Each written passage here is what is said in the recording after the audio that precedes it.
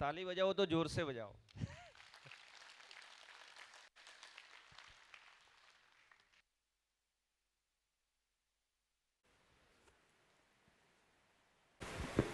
हाँ जी, सभी को नमस्कार।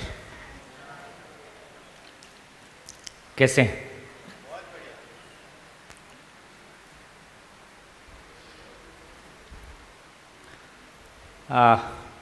आज नए लोगों में अपने रावल भाई, और तो कोई नए नहीं है। इन लोग को, जो लोग पुराने हैं और अभी नए हैं, इनका परिचय करा देना उचित है। माइक दे दो।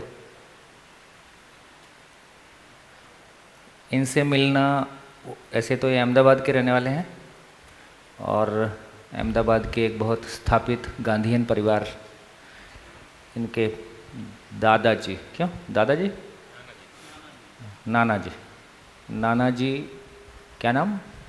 कुमुद भाई ठाकर। कुमुद भाई ठाकर, जो काफ़ी गांधीयन में स्थापित व्यक्ति हैं। तो इनसे किसी एक शिविर में उड़ीसा में भेंट हुई। उड़ीसा में एक शिविर था, मैं ही कर रहा था, तो इनको बात जम गई। बोले आगे क्या करना है? मैं दिल्ली आ जाऊँ, अखाड़ा, अग्नि अग्नि अखाड़ा। तो दिल्ली पहुंच गए। करीब 3 महीना शायद दिल्ली रहे होंगे, हापुड़ संस्थान में। 3 महीने बाद मेरे को लगा कि अब इनकी अध्ययन की तैयारी हो गई है, तो मैंने इनको सलाह दिया कि अब तुम रायपुर चले जाओ और 6 महीने का अध्ययन करो, क्योंकि उससे कम में मुंडन संस्कार नहीं होता।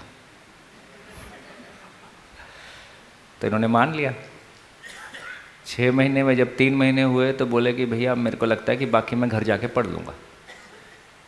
मैं देखो, ये बीच में छोड़ के मत जाओ, कुछ आए समझ में मत आए, तुम्हारा मन लगे मत लगे, पर पूरा करके जाओ। पूरा करने का जो सुकून है वो अलग है।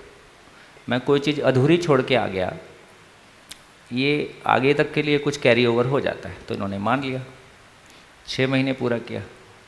6 महीने पूरा करके एक सुखद संयोग रहा। जीवन विद्या परिवार से ही एक लड़की महाराष्ट्र की थी, उससे इन्होंने शादी किया। फिर ये महाराष्ट्र में सेटल हो गए। फिर ये पिछले 1 साल से अभी गुजरात में सेटल है, और अभी गुजरात में एक 20 लोगों का ग्रुप अहमदाबाद के पास में बैठने की तैयारी कर रहा है, जहाँ 20 परिवार को लगता है कि हम साथ में रह के शिविर, अध्ययन शिविर, उत्पादन, अपने बच्चों के लिए कुछ बेहतर सोच सकते हैं। तो उसकी तैयारी में लगभग तैयारी किसी हद तक पहुँच गई है। उसमें आप भी एक हैं, शेष आप कह सकते हैं। तो लौट के बुद्धू घर को आए। बुद्ध घर को आए कि बुद्धू घर को आए? लौट के बुद्ध घर को आए। हाँ जी, सभी को नमस्ते। यात्रा के बारे में तो पूरा बता दिया भैया ने, जैसा पूरा जर्नी रहा है। तो मुझे ऐसा लगता है कि सबसे पहले तो कृतज्ञता लगती है भैया की तरफ, क्योंकि एक अभिभावक की तरह या एक मार्गदर्शक के रूप में जहाँ जहाँ मुझे ज़रूरत थी, मतलब जहाँ पे मुझे ऐसा लगता था, जैसे वो बताया 3 महीने का फेज़, जब मुझे लगा कि किताबें अभी पढ़ना जो है वो चलता रहेगा, पर बात साथ साथ में कुछ काम भी किया जाए, तो तब उन्होंने जोर दे के कहा कि मेरी बात मान लो, आगे जाके पछताओगे अगर ये 3 महीना छोड़ दिया तो वो जो मोमेंट होते हैं ना, जहाँ पे हम डिसीजन कुछ लेते हैं, तो वहाँ पे अगर सही की समझ या सही का प्रस्ताव हमारे पास होता है तो आगे की दिशा बहुत सुखद होती है। तो अपने साथ तो मैं ये देख पाया कि हर बार जहाँ जहाँ जहाँ अटकाव होगा, जिन जिन लोगों ने मार्गदर्शन किया, तो अच्छी सुखद स्थिति में ही अभी तक पहुँचे हैं। जैसे 6 महीने के अध्ययन में बहुत ही एक मतलब जो अचीवमेंट मैं बोलूँगा वो यही है कि मुझे ऐसा लगता था कोई सामाजिक काम करना है तो जो विवाह है वो उसमें बाधा है, आप उतनी गति से काम नहीं कर पाते। विवाह तो मैंने कई लोग का कराया है। तो कई लोग अभी भी नहीं मान रहे हैं, पर मान जाएंगे। तो उनमें करना से चाहिए। ये भी एक है। हाँ। ये भी बहुत हार्ड नट थी, है ना। अब बहुत तीव्र वेग है। कुछ लोगों का जिनका वेग बहुत तीव्र है, उनके लिए किसी बात को मानना और मुश्किल होता है। और ये ठीक है कि वो ठीक है, ये करें कि वो करें, ये लंबे समय तक खिंच जाता है। तो मेरा ऐसा मानना है कि वो 6 महीने का जो इंटेंसिव प्रोसेस है,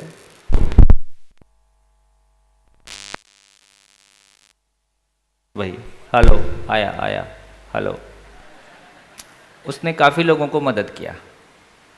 आदरणीय नागराज जी ने भी जो अध्ययन के रूप में कहा वो 6 महीने को ही प्रस्तावित किया। ये जो 2 साल हम करते हैं ये अभी बीच की कॉम्प्रोमाइज़ हैं कि लोगों के पास 6 महीने का समय निकालना सबके लिए संभव नहीं है, तो कम से कम 2 महीने बाद अपनी जो भी परिस्थितियां हैं उससे समय, 3 महीने भी करके देखा। कुछ कॉरपोरेट वालों ने कहा कि हमारे लिए 2 महीना भी मुश्किल है, 3 महीने करो, तो हमने 3 महीने में 8 दिन वाला भी एक बैच चला के देखा। पर 3 महीने इतनी दूरी हो जाती है कि वो डाइल्यूट हो जाता है। 1 महीना इतना नज़दीक हो जाता है कि वो मैनेजेबल नहीं है। फिर घूम फिर के ऐसा लगा कि 2 महीना, तो अभी 2 मॉडल चलते हैं, 2 साल हर 2 महीने में 8 दिन और 6 महीना कंटिन्यूस। अभी हम दिल्ली में ये प्लान कर रहे हैं। आप अपनी बात पहले पूरी कर लो।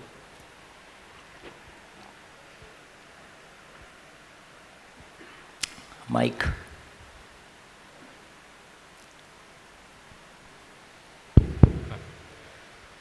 तो बस ऐसी ही यात्रा रही और जो भी संयोग बना, दर्शन के प्रति निष्ठा पहले से बनी रही, जो मुझे एक अच्छी बात ये लगती है। और उसका कारण ये था कि जो भी लोग दर्शन में लगे हैं उनकी निष्ठा से अपने को मतलब जो प्रेरणा मिलती है उससे ये स्थिरता आती है। मतलब उसमें ये भी उतार चढ़ाव आएंगे, आपकी स्थिरता जो कोई जगह में नहीं हो पाती, कभी आप यहाँ पे है कभी यहाँ पे है, पर आप दर्शन से नहीं अलग हो सकते। मतलब आप कोई भी कार्यक्रम कर रहे हो, कहीं पे भी जा रहे हो तो उसी के अर्थ में जा रहे हो, ये मुझे एक ठीक बात लगी। और उसमें जितनी गहराई अध्ययन में होती है उतनी स्थिरता आती है। कार्यक्रम बदल सकते हैं पर जो गहराई है वो तो अध्ययन से ही आती है। बढ़िया। अध्ययन से कम में कुछ होता नहीं, ये तो मैं कह सकता हूँ। सुखद। और उसी संयोगवश जो विवाह हुआ उसमें जीवन साथी भी ऐसा मिला। दोनों लोग होने से तो गति बढ़ गई, जो गति में बाधा जो सोच रहे थे वो तो अवधारणा गलत हो गई, ऐसा कुछ नहीं होता है। बीवी इतना बड़ा पेट लेके थोड़ी आती है जिसको भरना हमको मुश्किल होता है। हाँ। तो वो भी सुखद संयोग है कि दोनों लोगों की विचारधारा एक होने से आगे तेज गति से काम हो रहा है और बहुत ही सुखद संयोग है। धन्यवाद। बहुत बढ़िया, बहुत बढ़िया। देखिए अभी एक तो मेरा मन था कहने का, और ये संयोग से एक तो ये कहना चाह रहा था कि अभी 16 अगस्त से एक 6 महीने का बैच रायपुर में शुरू हो रहा है ना, 3 दिन बाद। तो आप में से जिन लोगों को लगता हो कि आपकी मनःस्थिति तैयार है, क्योंकि ये 6 महीना इंटेंसिव होता है, इसमें आपने एक शिविर कर लिया, अध्ययन बिंदु शिविर कर लिया, कंटेंट के रूप में एंट्री पॉइंट के लिए इतना पर्याप्त है। लेकिन मन एक अलग तरह की चीज़ है। तो यदि मन आपका तैयार है, जिन लोगों के लिए अनुकूलता है वो ऑप्ट कर सकते हैं कि ये दूसरे सत्र के बाद हम सीधा 6 महीने में एंट्री ले जाएं, और 6 महीना साइंस से गुजर जाता है, लेकिन उसमें कम से कम 6 साल बचने की संभावना बन जाती है। नहीं तो एक लंबा समय ये करें या ये करें, वो डाइल्यूट, कभी इधर चलते हैं कभी उधर चलते हैं, तो बहुत सारी स्थिरता नहीं बन पाती। तो जिनकी भी अनुकूलता है उनके लिए ये सूचना मेरे को लगता है कि मैं आज दे दूं, फिर लास्ट तक आप अपने को मन बनाने का मन हो तो आप मन बना सकें। 6 महीने वाले सत्र के लिए आपको कोई भी जानकारी चाहिए तो अपने बीच में अंजू बेन है, थोड़ा शक्ल दिखा दो, है ना, अंजू बेन है, और भाई आपने रावल भाई को अभी आपने सुना ही, ये 2 लोग हैं जो उससे गुजरे। बैठे। हाँ हाँ, माइक ले लो। दिल्ली में जो अभी हम सोच रहे हैं कि 6 महीना, दिल्ली में भी गवर्नमेंट के लिए मुश्किल होता है कि अपने लोगों को 6 महीने के लिए छोड़ पाए, और जब उनको क्लास में हैप्पीनेस करिकुलम जैसी चीज़ पढ़ानी है, तो एक आप लोग हैं जिसको ज़िंदगी जीना है, इसके लिए गहराई ज़्यादा चाहिए। लेकिन जिन लोगों को उसको क्लास में एकेडमिक्स में पढ़ाना है और थोड़ी सी उनकी तैयारी की आवश्यकता है, तो हम एक प्रयोग करके देखना चाहते हैं कि क्या 3 महीने में हम दर्शन पूरा करवा दें और संचेतनावादी मनोविज्ञान पूरा करा दें, तो 3 महीने में फिर उनकी आगे आवश्यकता होगी तो वो खुद भी आगे सोचेंगे। तो ऐसा एक बैच 3 महीने का शुरू करने का भी मन में है, लेकिन फाइनली क्या स्वरूप बनता है और कैसे बनता है उसको धीरे धीरे कंक्लूड करेंगे। हाँ जी। नमस्ते सभी भाई बहनों को।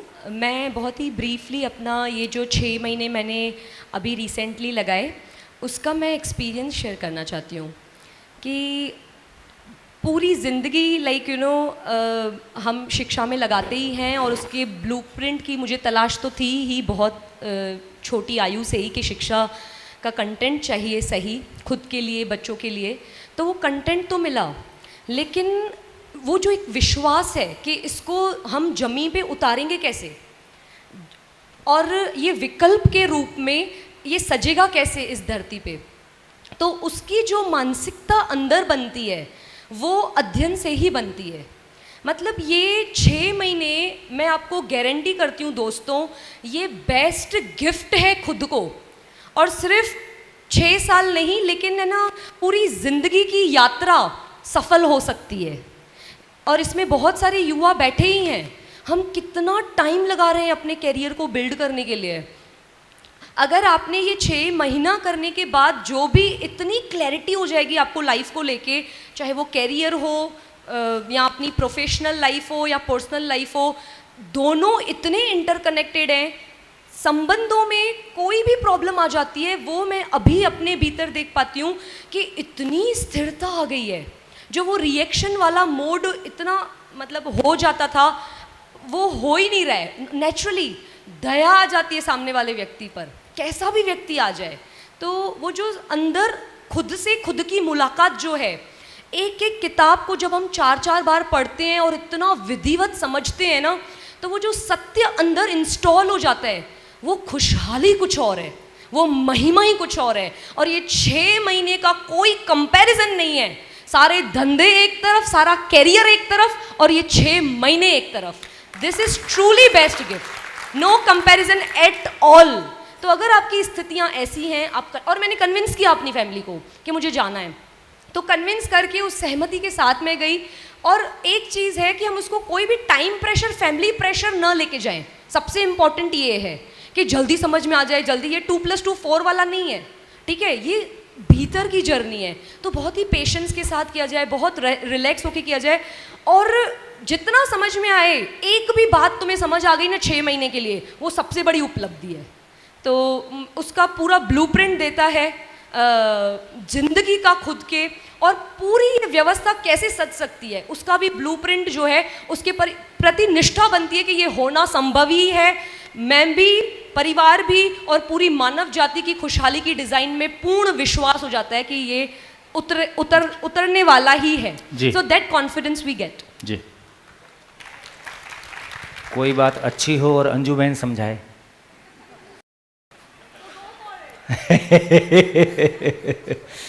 देखिए, जो भी कुछ इन्होंने कहा, उसकी सफलता के पीछे बड़ी बात है कि हमारा मन उसके लिए तैयार हो। तो मोटिवेशन से ना जाएं, तो अंजू बहन की मोटिवेशन से ना जाएं। आपकी मानसिक खुद की तैयारी हो, खुद की आवश्यकता लगे तो ही जाएं, है ना, तो ही वो रिजल्ट आएगा जिसकी बात अंजू बहन कर रही है ना। बात तो बिल्कुल ठीक है। चलिए, बहुत बढ़िया। तो मुझको लगता है कि आज हमारा तीसरा दिन है ना, तो कल का दिन हमारा ठीक रहा, संतोषजनक रहा। तो एक काम कर सकते हैं कि 10 मिनट में एक बार पिछले 2 दिन को समराइज़ करें। बुलेट्स में बिल्कुल लिख लें क्या आपके पास आया, उपलब्धि के रूप में क्या है, कन्फ्यूज़न के रूप में क्या है, और जिज्ञासा के रूप में क्या है। ये बार बार अपने आप को समराइज़ करना बहुत आवश्यक है कि कैश इन हैंड मेरे पास क्या आया, है ना। सुनने में अच्छा लगा और बहुत अच्छी बात थी, ये पर्याप्त नहीं। आपके पास क्या आया, ये काम की बात है।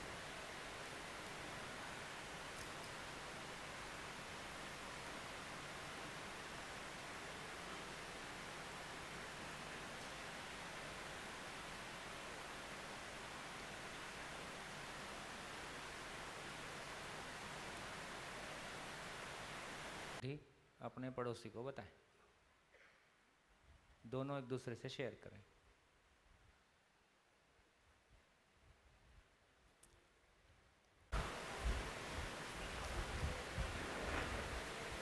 दोनों के लिए 10 मिनट, 5-5 मिनट। हाँ जी, शुरू करें।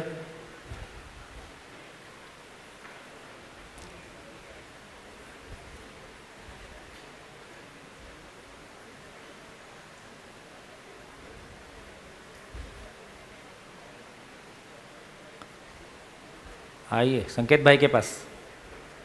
संकेत भाई,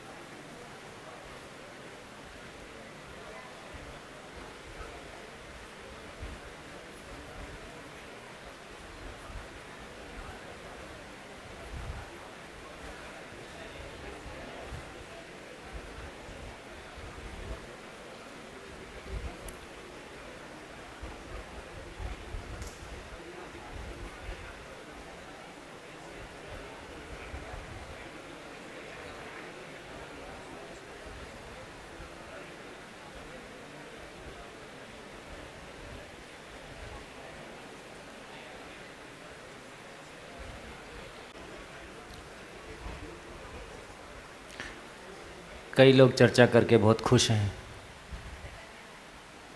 कई लोग इतने खुश हैं कि चर्चा ही नहीं किए हैं। ये सारा है क्रिया शून्य हो गए।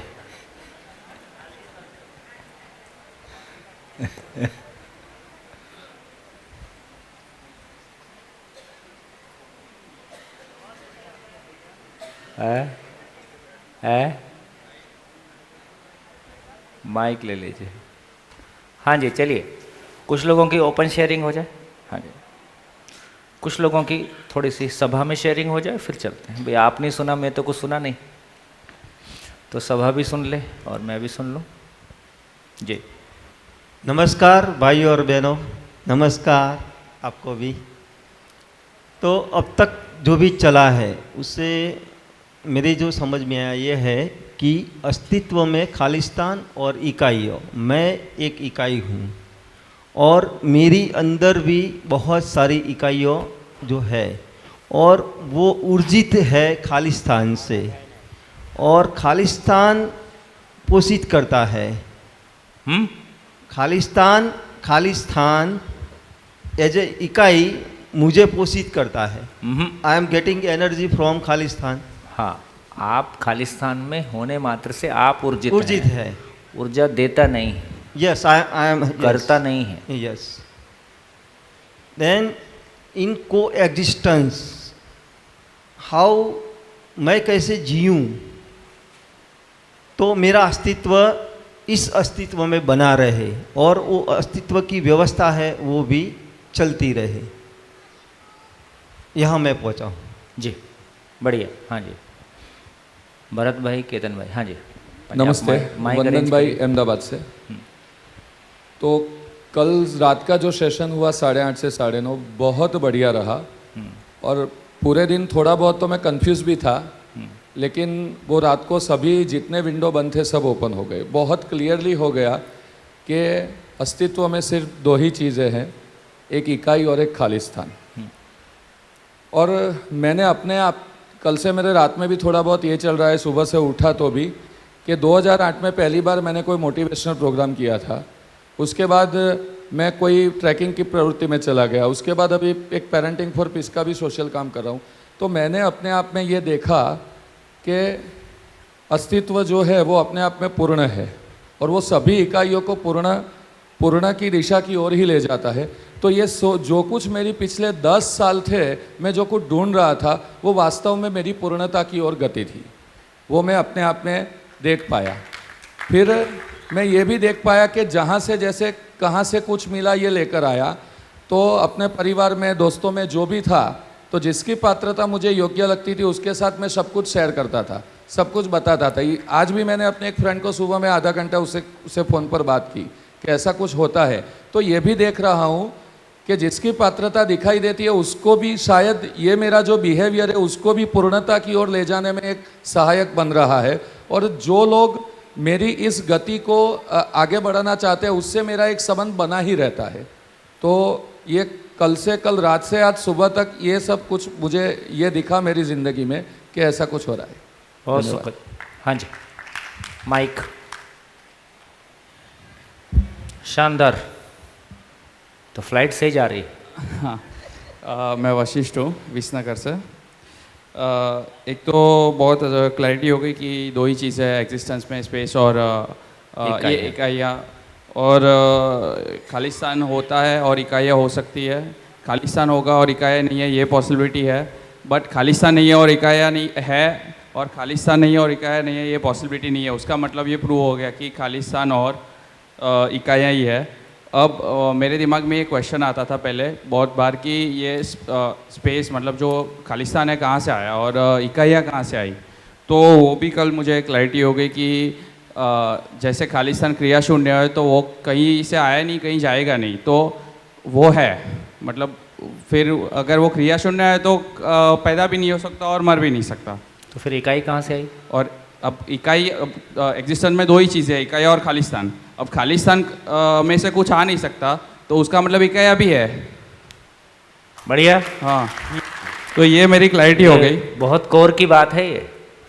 मतलब खासकर जो लोग परंपरा से बहुत मेहनत करके आए हैं, या जो कुछ भी हमको पहले कुछ कहा जा रहा है, ये उसका एक बिल्कुल कोर है। और ये कल भी मैंने इस बात पे ध्यान दिलाया, ये क्रिया शून्यता अपने आप में ज़बरदस्त महिमा है ना। जीवन भी हमारा अभी तक ज़्यादा एक्सपोजर भौतिक रासायनिक संसार से या जीवन से है, दोनों ही क्रियाशील है। लेकिन कोई ऐसी महिमा जो स्वयं क्रियाशून्य होते हुए समस्त इकाइयों के लिए क्रियाशीलता का आधार है, ये कोई अद्भुत रियलिटी है जो हमारी कल्पना में समाता नहीं है, पर है तो हमारी कल्पनाशीलता को विस्तार देना होगा, और हमारी कल्पनाशीलता वास्तविकता के स्वरूप में हो जाए, इसी का नाम ज्ञान है। उसकी चर्चा हम करेंगे। लेकिन मूल बात जो यहाँ पे पकड़ में आई है कि खालिस्तान स्वयं में क्रियाशून्य है, इसलिए कहीं से आया कहीं गया, दोनों खत्म। ये किसी से पैदा हुआ, इससे कोई पैदा होता है, ये भी खत्म।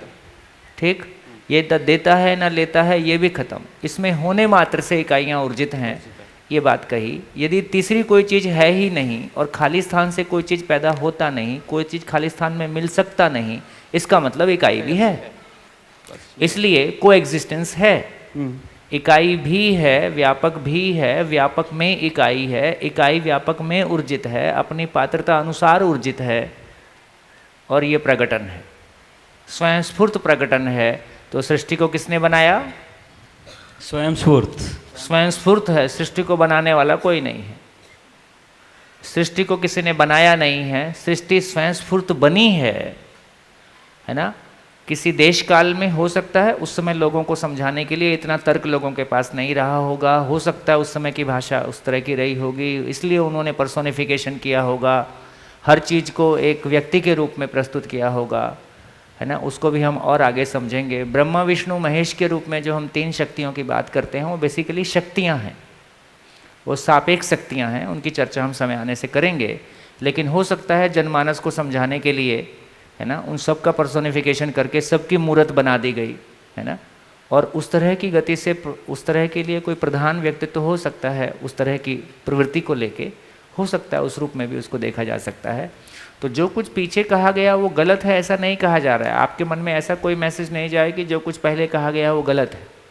लेकिन जो कुछ पहले कहा गया है उसको और बेहतर समझा जा सकता है, और बेहतर कहा जा सकता है, और उसको अपनी फैमिली में और संसार में जिया जा सकता है।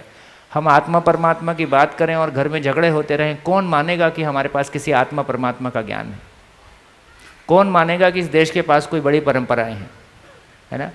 हमारा तो ना संसार ठीक हुआ, ना वो तो संसार हमारा माया हो गया, घर हमारा ठीक हुआ नहीं, है ना। तो कहीं बोलने लायक हम हैं नहीं, ना हमारी सड़कें ठीक, ना हमारा घर ठीक। तो ना बाहर वाली गाड़ी चलती है, ना घर वाली गाड़ी चलती है। तो आवश्यकता इस बात है, घोड़ा ऐसी फोकट में, घोड़े को घास खिला खिला के ज़िंदगी निकल गई। तो भैया घोड़े की सेवा नहीं करना है, घोड़े से अपने को काम लेना है ना। घोड़ा कितना भी सुंदर क्यों ना हो, घोड़ा काला हो, घोड़ा गोरा हो, घोड़ा 5 फुटिया हो, घोड़ा 6 फुटिया हो, है ना, इससे कोई फर्क नहीं पड़ता। जैसे आपके माँ बाप थे वैसा है। सारे घोड़े दिल्ली पहुंचाने के लिए पर्याप्त है। तो घोड़े के चक्कर में नहीं पड़ना है, घोड़े से काम लेना है। जी राम मनोहर जी। पिछली बार परिचय शिविर में जब मैं गया था तो मुझे अच्छी तरह से याद है कि शुरू में भी आपने जैसा यहाँ शुरू किया वैसे वहाँ भी शुरू किया था, एजुकेशन को लेकर के। हाँ, आपके बीच में एक अपारदर्शी वस्तु, आपका प्रतिबिंबन कैमरे पे नहीं हो रहा है। ठीक है, तो एजुकेशन को लेकर के शुरू किया था आपने। तभी एक दिन में लगभग आधा से थोड़ा ज़्यादा दिन एजुकेशन पर ही आपने दिया था कि 30 साल बनने का और 30 साल देने का, निर्माण होना और फिर डिलीवर करने का। तो ये बनना जो है वो बड़ी घटना है। हाँ ठीक है, क्योंकि जब बनेगा नहीं तो फिर जैसा है वैसा देगा वो। और उसमें जो काम की चीज़ है अभी जो पूरे विश्व में चल रहा है कि जब बच्चा सब कुछ है, बच्चा अगर सब कुछ है तो मेरे कमाई का साधन कैसे हो गया वो?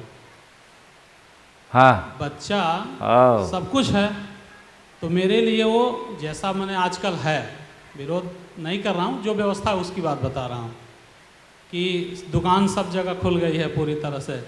जो भी मैनेजमेंट है या जो कुछ भी है वो दिन रात इसमें सोचता है कि वो पर ईयर मेरा प्रॉफिट कितना है, वो बच्चा जाए भाड़ में। तो कुल मिलाकर मूल बात वहाँ पकड़ में आई मुझको कि ये बच्चा प्रॉफिट का एक जरिया कैसे, और जबकि हम बोल रहे हैं कि बच्चा ही सब कुछ है, ईश्वर का रूप है। हाँ, ईश्वर का रूप हमारे लिए धंधा है। ईश्वर का रूप है वो, आदि आदि चीज़ें। तो इसलिए मोटी बात पकड़ में एक आई कि अभिभावकों की संयुक्त अभिव्यक्ति ही विद्यालय है ये। और इसलिए मंदिर का भी उदाहरण आपने मैंने अच्छा शेयर किया कि हम किस भाव से मंदिर बनाते हैं। तो हमारे घर छप्पर के होते हैं, खपड़े के या मिट्टी के होते हैं, फिर भी हम मंदिर जो है वो अच्छे से अच्छे क्रिएट करते हैं, बनाते हैं उसको। तो वो जो भाव है या वो समाज की जो उसमें अटैच तरह से है वो विद्यालय में कैसे हो जाए। और इसलिए कभी कभी आप यूज करते हैं कि विद्यालय को जब समाज मत्था टेकने लगे तो क्या बात हो जाए वो। तो 2 लाइन मैंने उसमें आप बोलते हैं कि यदि मानव में शिक्षा पूर्वक ज्ञान की प्रतिष्ठा हो पाई तो मंदिर मस्जिद गुरुद्वारे भी विद्यालय हो जाएंगे, और यदि मानव में शिक्षा पूर्वक ज्ञान की प्रतिष्ठा नहीं हो पाई तो विद्यालय भी सांप्रदायिक हो जाएंगे। और दूसरी उसकी जो लाइन है वो ये है कि यदि मानव में शिक्षा पूर्वक ज्ञान प्रतिष्ठा नहीं हो पाई इसलिए पत्थर में प्राण प्रतिष्ठा करनी पड़ी। तो बाबा की वो मैंने शुरू की बात कहें या लास्ट की बात कहें कि मैंने जो बोलते हैं कि मैंने सब मानव जो है वो देवता हो जाएंगे और ये पूरी पृथ्वी जो है वो स्वर्ग हो जाएगी। तो ये कुछ टाइम तक आपने इसमें लगाया। देखिए, आप जैसे जिम्मेदार लोग जब इस तरह से सोचने लगेंगे तो ये हो ही जाएगा। आज यूपी की जनसंख्या 20 करोड़ है। जी जी। 20 करोड़ में से 3 करोड़ आपके हिस्से में आती है। और ज़्यादा है मेरे पास है? क्योंकि उधर सघन ज़्यादा है। अच्छा, तो विद्या भारती के 1/6 यूपी के आप हेड हैं, ठीक। तो इस तरह के लोगों की कमी नहीं है देश में। जैसे जैसे बात बढ़ेगी और ये बात जिस तरह से छू जाती है, मैंने इंजीनियरिंग कॉलेज के बच्चों को, NIT रायपुर के स्टूडेंट्स को, उन्होंने कहा कि सर हमने शिविर की कॉपी जलाई है। क्यों जला दिया भाई? बोले सर एग्जाम में भी वही चलते रहता है। अस्तित्व सह अस्तित्व है, नित्य वर्तमान है, नित्य प्रभावशाली। बोले सर कोर्स की किताब पढ़ नहीं पा रहे। सर आग लगा दिया हमने, उसके बाद भी चल रहा है। तो ये तो ऐसी चीज़ है जो आपकी अपनी है, ये अपनी ज़िंदगी है। अपनी ज़िंदगी को हम मना कर सकें वो हैसियत हमारे पास नहीं है ना। हाँ, समाज में जो चलता रहता है उसमें हम भी शामिल हो जाते हैं, क्योंकि जब सही का पता नहीं होता है तो किसी गलती में शामिल होना कहीं ना कहीं आराम से बन जाता है। तो मुझको लगता है कि ये बहुत सुखद स्थिति है और कम से कम इस देश में परंपराएं हैं। मैं आप कुछ और कहना चाहते हैं? पूरा कर दूं? हाँ, आप पूरा कर दीजिए। हाँ, तो इसके लिए तो कुल मिलाकर सबका जब दुख एक जैसा है तो उसके लिए फिर उसका उपाय भी सबके एक जैसा होगा। तो इसके लिए सार्वभौमिक मानवीय शिक्षा, फिर हाँ, आचरण, हाँ, हाँ, फिर व्यवस्था और बहुत फिर बढ़िया। संविधान। बहुत बढ़िया। ये ऐसा बहुत सुखद। जनरेट हुआ और फिर 1.5 दिनों में कुल मिलाकर के जीवन के ऊपर, जीवन को बताने का मैंने ये प्रयास है कि ये खाली स्थान है और खाली स्थान की ही महिमा पूरी अभी मैंने 1.5 आगे दिन बात से करें। लगभग चल रही है। जी, खूब बढ़िया, खूब आपको धन्यवाद। देखिए, मात्र आपका एक शिविर हुआ है, ये पहले एक शिविर में इतनी उपलब्धि नहीं होती थी। अभी गति जितनी तेज बढ़ गई है, पहले एक शिविर में इतना उपलब्धि का हम सोचते ही नहीं थे, ना तो हमको हुई थी ना हम सोचते थे। तो पहले की तुलना में अभी शिविरों की उपलब्धियाँ, या तो आने वाले लोगों की पात्रता बहुत बढ़ गई है, वो बहुत ज़्यादा ग्रहण कर पाते हैं, या परिस्थितियाँ ऐसी हो गई हैं कि बहुत सारी समीक्षा वो खुद ही कर लेते हैं। जी, थोड़ी सी मैं अपनी गलती कहूँ या जो भी कहूँ बिना आपसे पूछे,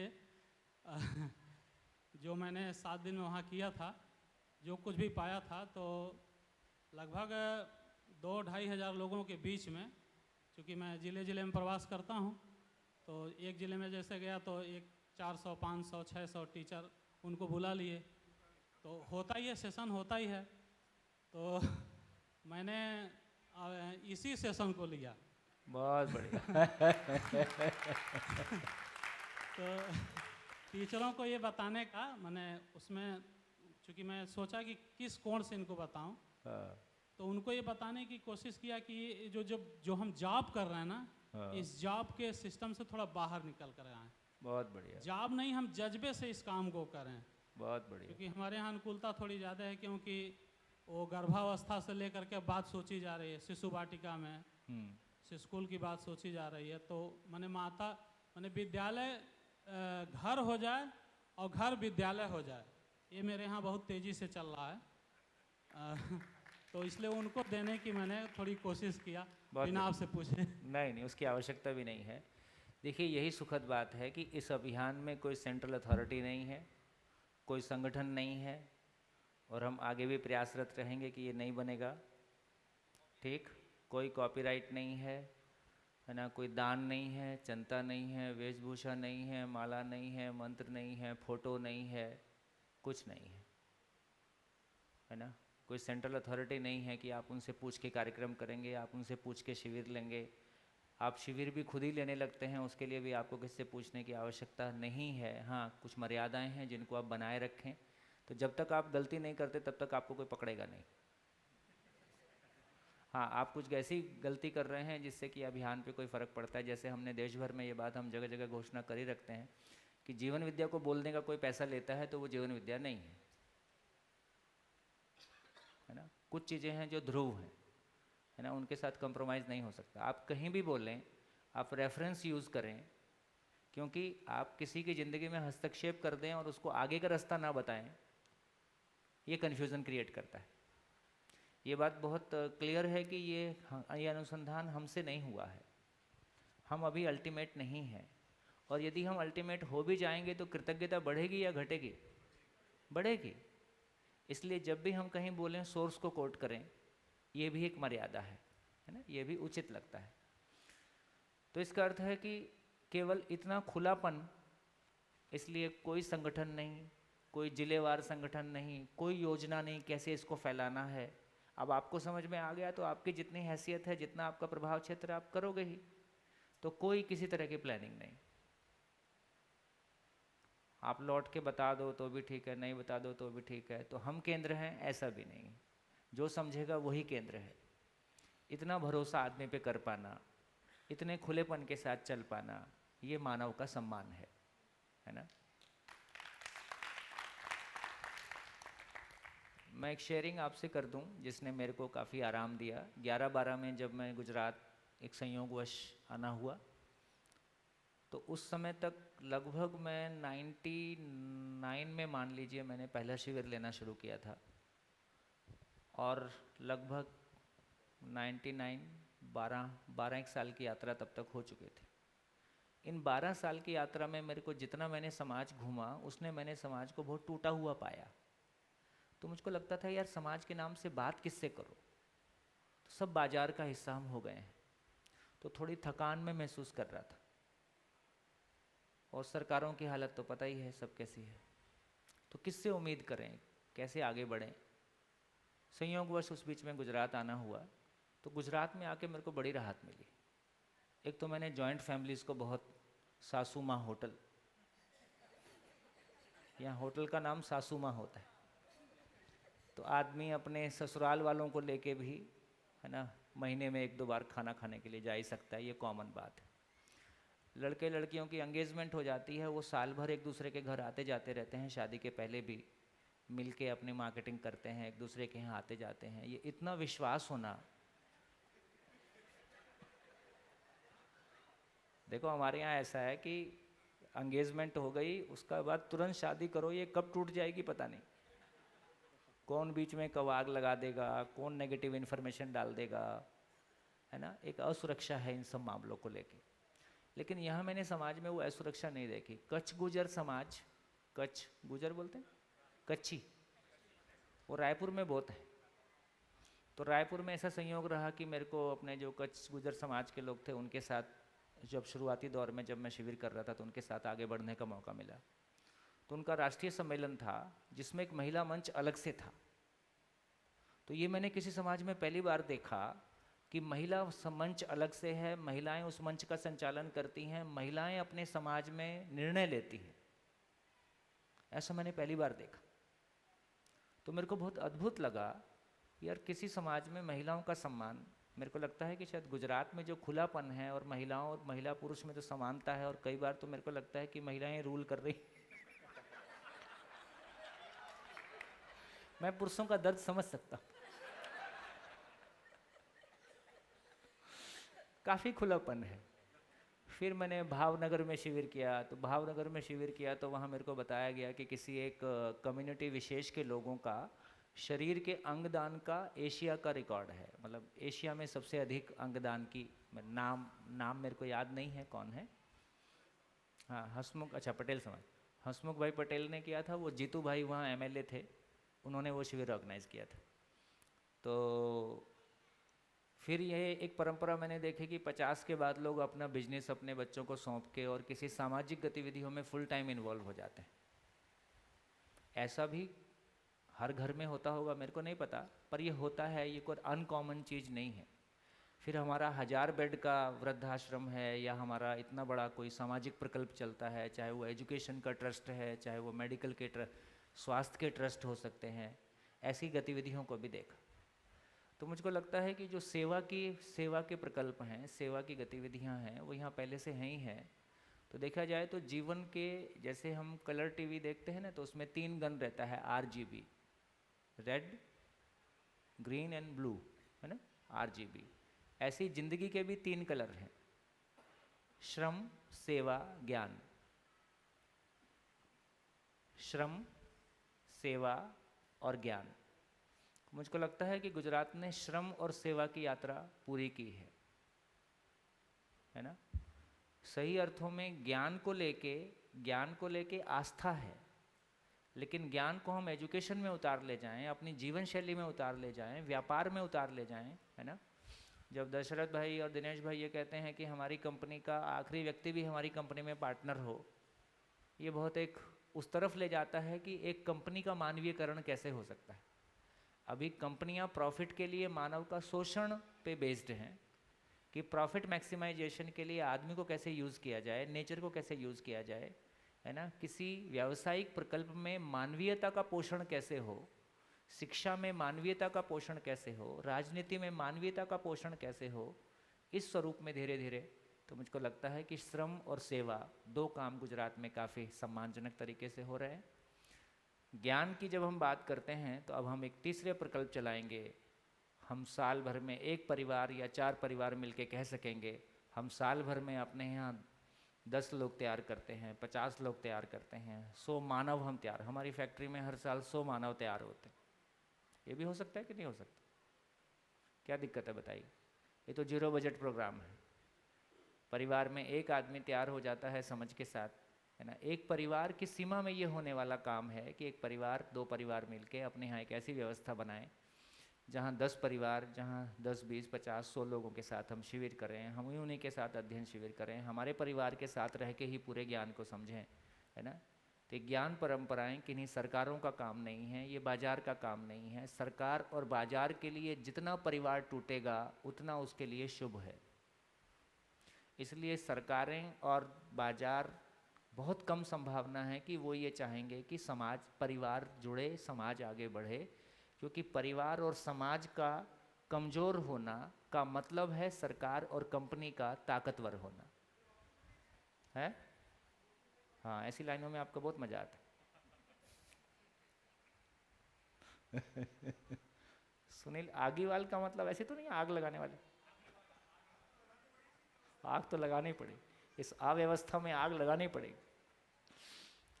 तो आगीवाल जी काफ़ी जुझारू व्यक्ति हैं, जो मिल गया उसको बड़े जोर के साथ, कभी राजीव दीक्षित के साथ थे, फिर बीच में आप राजस्थान आप पार्टी के हेड रहे हैं, सरकार ही बना देंगे, और बहुत जम के काम किया है। इस शिविर में 2 आप पार्टी के हेड हैं, एक हमारे डॉक्टर संकेत ठाकुर हैं, ये छत्तीसगढ़ आप पार्टी के हेड हैं, है ना। एक हमारे अभी अभी आए हैं अविनाश काकड़े जी, वो कांग्रेस में बड़ी भूमिका निभा रहे थे, अब वो तो वो जहाज ही डूबता जहाज हो गया है। लेकिन उसके पहले ही इन्होंने नया जहाज बना लिया है ना। तो समय आने से शेयरिंग होगी। लेकिन कि जैसा मैंने कहा कि हमारे यहाँ मैंने बहुत सारे लोगों से मिला शिविरों के दौरान, जिन्होंने जीरो से अपने बिजनेस शुरू किए, जीरो से अपनी फैक्ट्रियाँ, छोटे छोटे काम शुरू किए, और आज वो वर्ल्ड क्लास प्रोडक्शन कर रहे हैं या वर्ल्ड क्लास चीज़ें खड़ी की हैं। तो ये जो आदमी का ज़िंदगी भर जूझने का जज्बा है और बड़े प्रकल्प खड़ा करने का जज्बा है, सेवा के बड़े प्रकल्प खड़ा करने का जज्बा है, फिर आदमी खड़ा करना कौन सी बड़ी बात है। तो हो सकता है अगले 5 साल में हम गुजरात में, अभी कुछ लोग तो बैठने की तैयारी कर ही रहे हैं, गुजरात में हो सकता है 10-20 जगह में, 50 जगह में हमको ये होता हुआ दिखाई दे, है ना।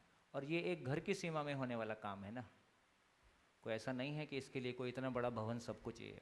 कि मेरे घर के ड्राइंग रूम में बैठ के मैं 10 लोगों से बात नहीं कर सकता हूँ क्या, है ना। मेरे घर के ड्राइंग रूम में बैठ के अपने मोहल्ले के मैं 20 लोगों से बात, ऐसा कुछ लोगों ने करना शुरू कर ही दिया है। तो इसकी ऐसी महिमा है कि जिसकी जो हैसियत है वो अपनी हैसियत में रुकने वाला नहीं है, चीज़ें आगे जाएंगी और ये बिल्कुल ऑर्गेनिकली आगे जाएंगी। तो इन सब को देख के एक बड़ी आशा की किरण जगती है ना। अच्छी बात है कि कोई चिन्ह, प्रतीक, कर्मकांड कुछ भी बीच में नहीं है, तो कोई रेजिस्टेंस नहीं है। भाई आप क्या चीज़ का रेजिस्टेंस करोगे? ना आपके गुरुजी बदलना है, ना आपकी फ़ोटो बदलना है, आपके गुरुजी सलामत रहें, आपकी फ़ोटो भी सलामत रहे, है ना। उसको दिया बत्ती जो करना है वो भी आराम से करते रहिए, लेकिन उस गुरुजी ने जो कहा है वो जीवन में उतरे कि नहीं उतरे। तो जो भी प्रेरणा हमको अनंत कोण से मिलती है ना। वेद में एक बहुत अच्छा वाक्य है, मेरी तो थोड़ा याद कम रहता है, आणो भद्रा कृणवंतु, क्या बोलते हैं, सभी दिशाओं से ज्ञान को आने दो, है ना। ऐसा कुछ एक बढ़िया सेंटेंस है। तो सभी दिशाओं से ज्ञान, किसी का कॉपीराइट नहीं है, ये किसी गुरुजी का नहीं है, ये नागराज जी का भी नहीं है ना। ज्ञान एग्जिस्टेंस में है, एग्जिस्टेंस ये व्यापक वस्तु ही ज्ञान है। इसको पहचानने की, सहअस्तित्व को पहचानने की कोशिश ही कोई वैज्ञानिक करता है। वो उसको जड़ संसार की दृष्टि से देखने की कोशिश करता है, कोई महापुरुष उसको संपूर्णता में देखने की कोशिश करता है। अस्तित्व में वास्तविकता निश्चित है ना। अनंत काल से, धरती के अनंत कोण से लोगों ने उसको देखने समझने की कोशिश की है। लगातार वो कोशिश में हम आगे चल ही रहे हैं। कब तक ये कोशिशें होती रहेंगी? जब तक धरती पे मानवीयता की स्थापित नहीं हो जाएगा, जब तक हर मानव समाधानित, परिवार समृद्ध, समाज भय से मुक्त, प्रकृति में चारों अवस्थाओं में संतुलन, जब तक ये पूर्णता नहीं होगी तब तक वो ऐसा चलता रहेगा। तो ये सहज रूप में स्वीकार होता है।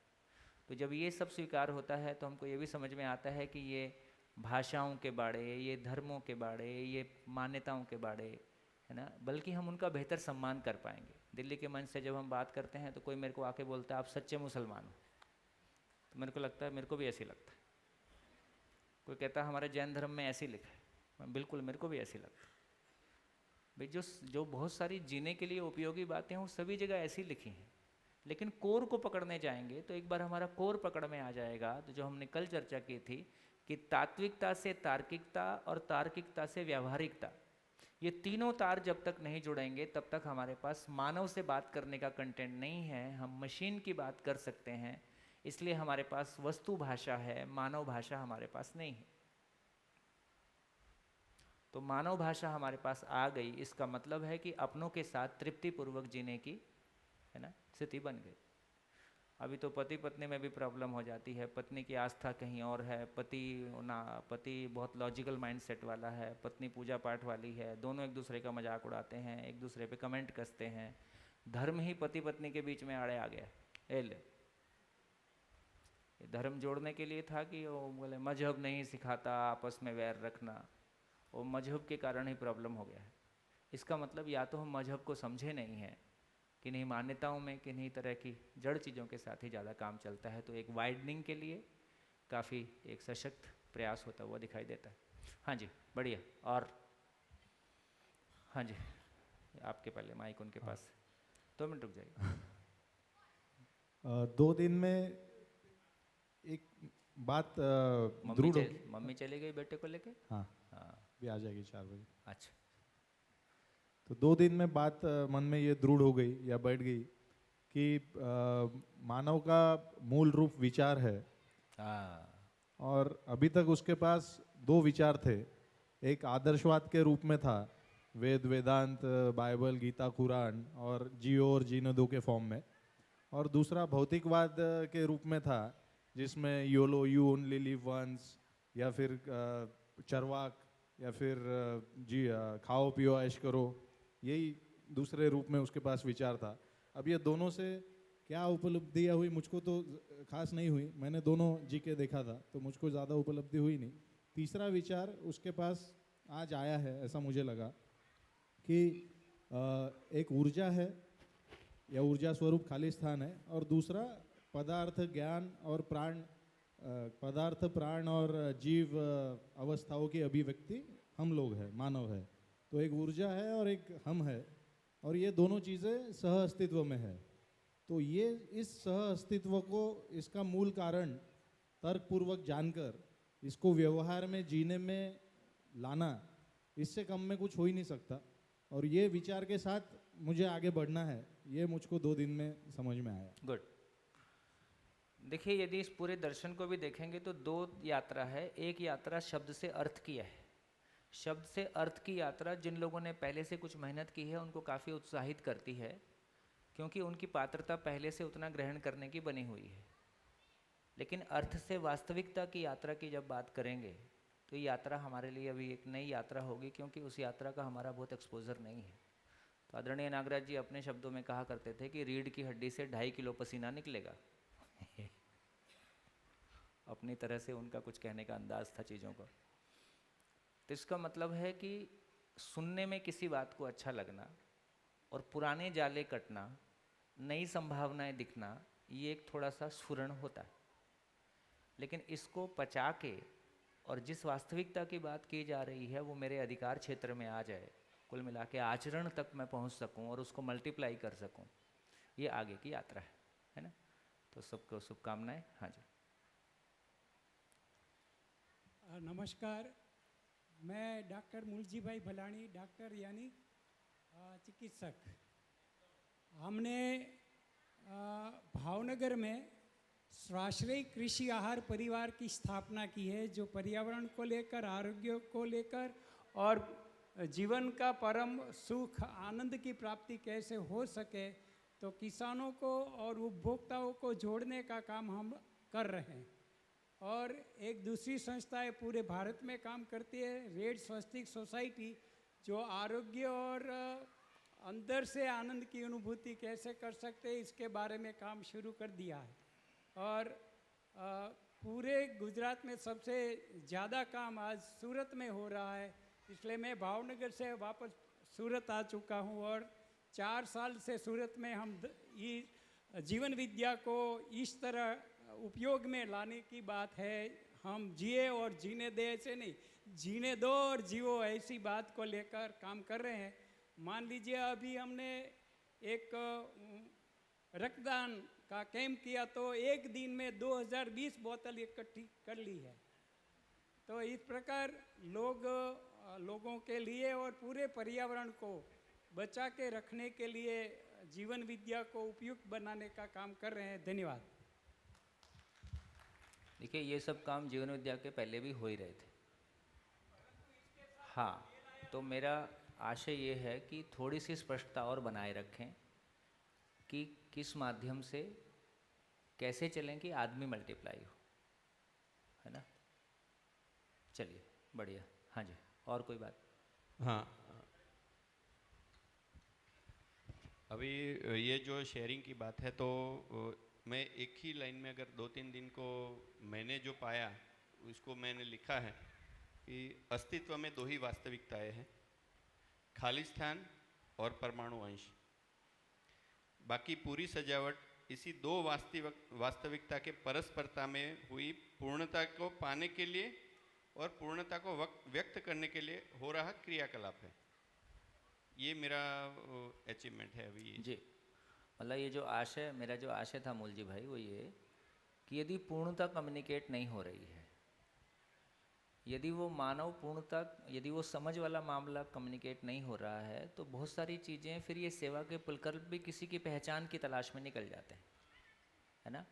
तो इस बात को अपने में एक जांचने का तरीका बनाए रखें कि न्याय धर्म सत्य को स्थापित करने के लिए अपना तन मन धन लगाना है या स्वयं को स्थापित करने के लिए तन मन धन न्याय धर्म सत्य को यूज़ करना है ना। ये पैरामीटर हमेशा लगाए रखें, अपने आप को खुद को जांचने का, है ना। कब वो दिशा किधर चली जाती है, बहुत सूक्ष्म है मामला, हम सबके लिए है, इंक्लूडिंग मी, हम सब उसमें शामिल हैं कि न्याय धर्म सत्य को स्थापित करने के लिए अपना तन मन धन लगाना है या खुद को स्थापित करने के लिए न्याय धर्म सत्य को यूज़ करना है। धन और पद पाने के लिए न्याय धर्म सत्य को यूज़ करना है या न्याय धर्म सत्य के स्थापित होने के लिए अपने आप को समर्पित करना है। क्लियर है? ये सब हम सब के लिए है, ये गाइडलाइन हम सब के लिए है कि कैसे हमारी दिशा, लक्ष्य और दिशा के अनुरूप फिर कार्यक्रमों का चुनाव होता रहे। कार्यक्रम भारी ना पड़े, मूल कार्यक्रम यही है कि मानव में जागृति हो जाए, मानव में समझ हो जाए, ये मूल कार्यक्रम है। समझ आएगी तो जो करेगा अच्छा ही करेगा। हाँ जी, बढ़िया। हाँ जी। तो 3 दिन की समीक्षा में 3 चीज़, कल रात को नींद नहीं आई, बाकी तो मैं बिल्कुल, कल मेरे को भी नहीं आई। क्या बात है। तो एक प्रोफाउंडली पोषक पटेल, मैं सेक्रेटरी हूँ गौ सेवा गौचर विकास बोर्ड गुजरात में। था नहीं वो होता नहीं, जो था नहीं वो होता नहीं, वो प्रोफाउंडली मेरे को टच कर गया। कहाँ खड़ा हूँ, जो आपने वो बोला तो बिल्कुल अंदर उतर गया। कहाँ खड़ा हो के मैं बात कर रहा हूँ, जीव चेतना की बात करता हूँ या मानव की बात कर रहा हूँ, कहाँ खड़ा रह के मैं ज़िंदगी जी रहा हूँ, वो प्रोफाउंडली टच हो गया। और ज़िंदगी की बात क्लासरूम में हो सकती है, शिक्षा विधि से ज़िंदगी को क्लासरूम में छोटे बच्चे से लेके बड़े तक पढ़ाया जा सकता है। वो 3 चीज़ में मैं बिल्कुल फ्लैट हो गया। धन्यवाद। शानदार, शानदार। देव भाई इधर बेन के, यार जवान लोग बोलो। देखो ये लोग तो जल्दी जाने वाले हैं। सबसे पहले मूल जी भाई जाएंगे, फिर पोषक पटेल जी जाएंगे, उसके बाद मेरा नंबर है। मैं प्रिया अहमदाबाद से। मुझे 2 दिन में ये मिला कि हमको जो दिखता है वो 2 ही रियलिटी है, परमाणु है और खालिस्तान है। और खालिस्तान अपने आप में पूर्ण है और परमाणु उसके मतलब खालिस्तान में आर पार होने मात्र से उसको पूर्णता की प्यास है। तो जो भी कार्य हुआ है अभी तक एवोल्यूशन सृष्टि में, पदार्थ अवस्था आई, प्राण अवस्था आई, जीव अवस्था आई, उसके बाद ज्ञान, और ज्ञान अवस्था का उत्पत्ति इसलिए हुई, मानव की उत्पत्ति, कि पूर्णता को समझा जा सके। तो मेन अस्तित्व का लक्ष्य शायद यही है कि मानव पूर्णता को समझे और बाकी तीनों अवस्था के साथ सहअस्तित्व में अच्छे से जिए। जी। तो यही मूल लक्ष्य है। जी।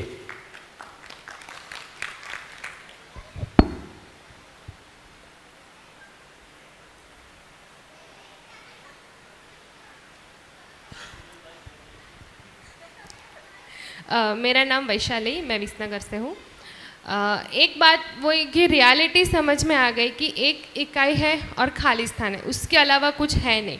और एक बात जैसे पोषक अंकल ने बोला कि जो था नहीं वो होता नहीं, तो अब तक मेरे दिमाग में कहीं ना कहीं पहले शिविर से वो इवोल्यूशन वाला घूम रहा था, और दूसरा कि वो गिल्ट आ जाता है कभी कभी कि सब कुछ पता है तो अभी तक किया क्या हमने लाइफ में, वो जो खोज है पूर्णता की।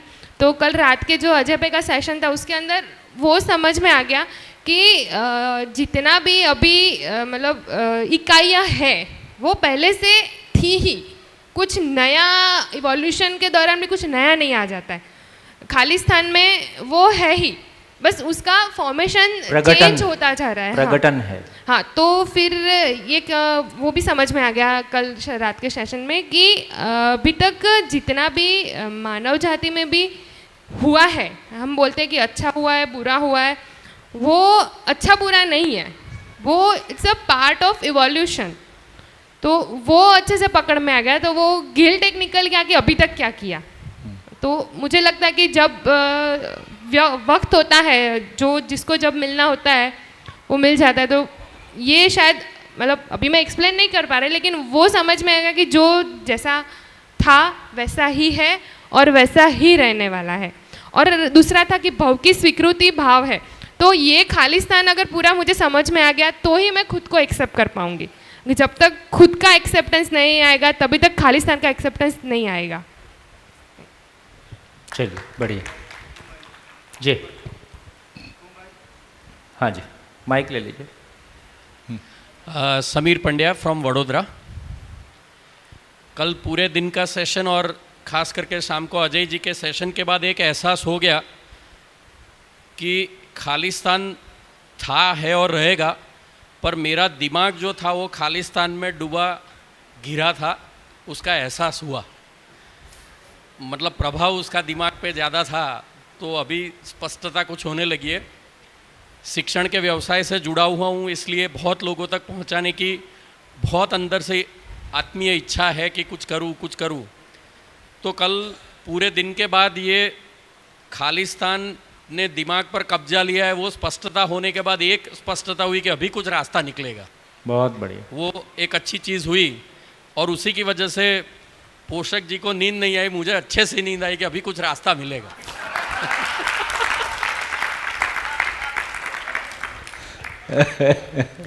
मैं गोविंद विसनगर से 2 दिन से, और जो परिचय शिविर किया उसके समझ में आया 2 दिन में कि पूरी अस्तित्व की बारात निकली है, और उसमें जो उसके पूरे जो नियम है वो हम समझते नहीं है, इसलिए पूरा दुख का कारण हम ही है। और कुछ ऐसे दिमाग में सवाल थे कि भाई कल ही आपने बताया कि भाई भगवान ने किसने बनाया, तो वो प्रश्न मेरे में भी था, तो उसका भी जो वशिष्ठ ने बताया वैसे मेरे दिमाग में भी क्लैरिटी आ गई कि पूरा खालिस्तान वो क्रिया शून्य है, इकाई है, भिगी हुई है। तो वो क्लैरिटी वशिष्ठ ने बताई वैसे मेरे में आ गई, और पूरा अस्तित्व ही है, अस्तित्व सह अस्तित्व ही है। सिर्फ अभी संसार क्या है, मैं क्या हूँ और मुझे करना क्या है, उसके पर अभी ध्यान जा रहा है। और पूरा जो जहाज़ है उसका पार्ट हम अभी जो पहचान लेंगे, मैं खुद को पहचानूंगा तो शायद पूरी क्लैरिटी और अच्छी तरह से बनेगी, वैसा अभी समझ में आ रहा है। तो देखिए, ये 8:30 के सत्र की सफलता को देखते हुए इसको हम रेगुलर चलाएंगे, तो 8:30 से 10:30 ये सत्र चलता रहेगा, है ना। जिनको भी लगता है कि, और मेरे को लगता है कि वो अच्छा है, दिन भर जब अजय भाई यहाँ बैठे हैं तो जो कुछ सत्र चल रहा है वो इनके ध्यान में चल रहा है, तो इनको भी वो चीज़ें समझ में आती होगी, अच्छा आप ये और सुनना चाहते हो, है ना। तो वो एक अच्छा है कि गैप की भरपाई शाम को होती रहेगी, है ना। जिनकी भी आपकी स्थिति बनती है आ जाएं, खूब अच्छा। हाँ जी, मैंने पहले 3-4 शिविर किए, पर सवाल बहुत थे, तो सवाल करने से प्रबोधक थोड़े परेशान हुए। कहना है कि मानना नहीं, जानना है। जब सवाल किए तो जानने के लिए सवाल करने पड़ेंगे, मानना नहीं है। तो मैं शिविर से बीच में तो भगा दिया। भगा दिया कि भाग गया, जो भी कह लो आप, क्योंकि मैं ईमानदार था, ईमानदार से सवाल कर रहा था। प्रबोधक के मेरे पे सवाल खड़े हो गए कि तुम शिविर डिस्टर्ब कर रहे हो, तो फिर मैं भाग गया। फिर मेरे एक मित्र ने बड़े आग्रह के साथ कि इस बार शिविर में तुम्हें बोलना नहीं, कुछ भी सुनना है पूरा। मैं कुछ कहने के लिए कुछ बात कह रहा हूँ ये, तो मैंने ईमानदारी से उस पूरे शिविर में बोला नहीं, चुप होकर सुना। इस बार भी कोशिश कर रहा हूँ चुप होकर सुनने की। उसके बाद सुना, और सुनने के बाद जब ये पूरा अस्तित्व और उसमें सारी ये सब चीज़ देखी, तो सचमुच अंदर से हिल गया एकदम। बहुत बढ़िया, कल्पना नहीं कर सकते।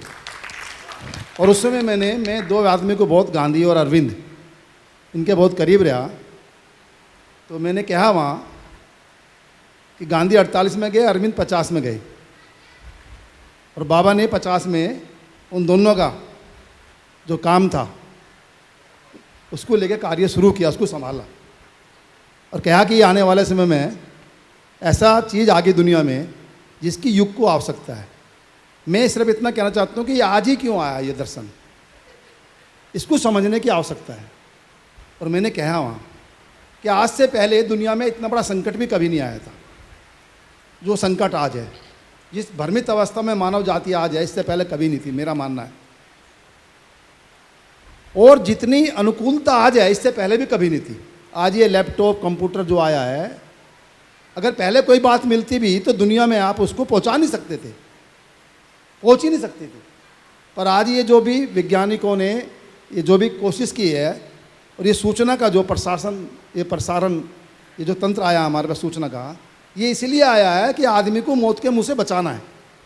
और उसी समय में दर्शन आया है, क्योंकि इसकी आज आवश्यकता थी। आज स्थिति आ गई, अगर आदमी समझदार होगा तो मोक्ष प्राप्त करेगा, और समझदार नहीं हुआ तो सारे मौत के मुंह में जाएंगे।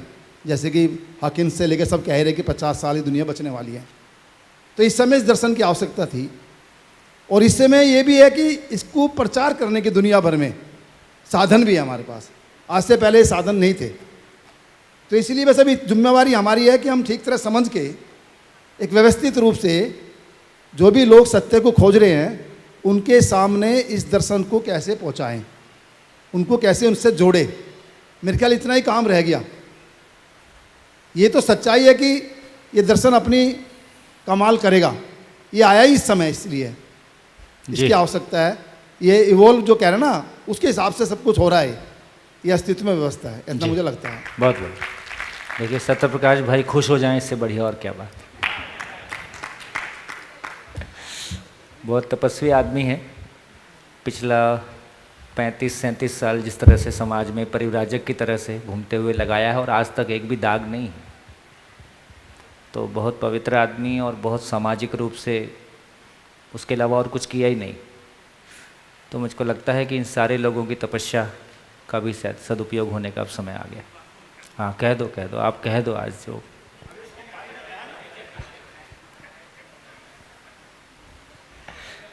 कह दो आप है। हाँ, इन्होंने बहुत लोग को पकड़ के लाया। इनका काम यही है, देश भर में घूमना और लोगों को चुन चुन के छांट के शिविर में भेजना। अच्छा, तो अभी सोम भाई ने कहा है ना कि बच्चे कह रहे हैं कि हमने वो जला ही दिया क्योंकि हमें पेपर भी नहीं देने दे रहा। उसी प्रकार स्वामी रामदेव जी के यहाँ हमने एक शिविर करवाया पतंजलि के अंदर, और वो शिविर वास्तव में बड़ी मुश्किल से हुआ, आसान नहीं था वहाँ होना शिविर। तो तीसरे दिन बाबा रामदेव आए शिविर के अंदर, और उन्होंने एक बात कही कि देखिए भाई, मुझे बार बार समझाया गया है कि यहाँ पर जीवन विद्या का शिविर मत होने देना। अगर जीवन विद्या का शिविर हो गया यहाँ पर, तो फिर आपके लिए बड़ा संकट खड़ा हो जाएगा। मतलब सारे लोग पतंजलि से हट के जीवन विद्या की तरफ चले जाएंगे। मतलब ये अछूत की बीमारी है एक तरह से। अगर ये लग गई तो इसको छोड़ नहीं पाएगा फिर कोई भी। ये बाबा रामदेव ने खुद कहा तीसरे दिन। ये सभा में बोलने की बात नहीं है।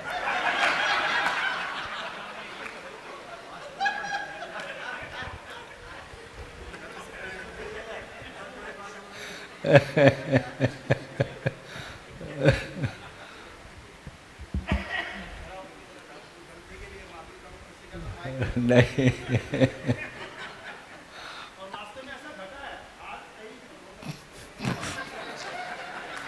वो अहमदाबाद से 3 शिविर की थी। तो जब भी घर पे जाते हैं इम्प्लीमेंट करते हैं तो शुरू में थोड़ा मतलब अच्छा माइंड फ्रेश होता है, मतलब खुश होते हैं कि चलो अप्लाई करते हैं। फिर क्या होता है कि जो आसपास का प्रभाव है वो थोड़ा ज़्यादा होता है, तो जो माइंड में जो कॉन्फ्लिक्ट है वो डबल हो जाता है कि ये हो क्यों नहीं रहा है, मतलब क्योंकि सराउंडिंग एटमॉस्फेयर ऐसा नहीं होता। जैसे अभी अच्छा एटमॉस्फेयर है, मतलब हम यहाँ पे कर सकते हैं, तो वहाँ पे एटमॉस्फेयर नहीं होता, मतलब तो फिर जो हम सोचते हैं कि मतलब ये कर सकते हैं, पॉसिबिलिटी है, वो डाउन हो जाती है। पर सर ने जब कल बताया कि अस्तित्व में जो था और अस्तित्व जो था अभी वो है ही, तो मतलब मुझे पहले ऐसा लगता था ये तो बहुत ये मतलब रियल लाइफ में अप्लाई करना, मतलब सबके पास पहुंचाना बहुत ही डिफ़िकल्ट है, इतने सारे इंसान हैं, मतलब कैसे हो सकता है, मतलब तो अभी कल जो बात हुई कि था अस्तित्व पहले भी था अभी भी है, मतलब बहुत सारा काम हो चुका है, तो अभी हमारा काम इतना है कि उसको समझना है।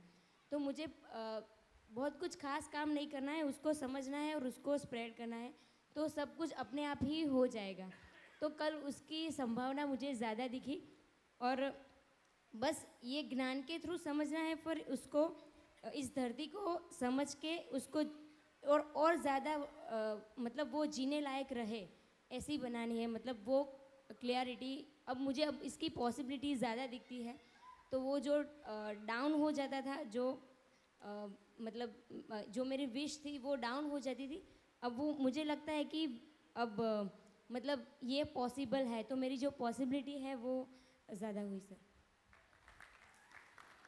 बहुत सुखद। हाँ जी, हो गया। नमस्कार। हाँ जी, मैं अखिलेश कुमार। कल 4 शब्द मेरे थोड़ा सा पास आए, ऐसे आके बोले जी, हाँ। जिसमें पहले आया विकास क्रम, विकास, जागृति क्रम और जागृति। तो विकास क्रम मुझे सबसे ज़्यादा प्रभावित कर गया, क्योंकि अब तक 2 चीज़ें थी, या तो स्वयं कुछ किया उसका पश्चाताप, और दूसरों द्वारा कुछ किया गया उसका विरोध या उसके प्रति घृणा या द्वेष का भाव कि ये गलत है। तो ये समझ में आया कि विकास क्रम, हम सभी विकास क्रम में हैं, और जो हुआ है गलत जैसा कुछ भी नहीं है, विकास क्रम का ही एक हिस्सा है।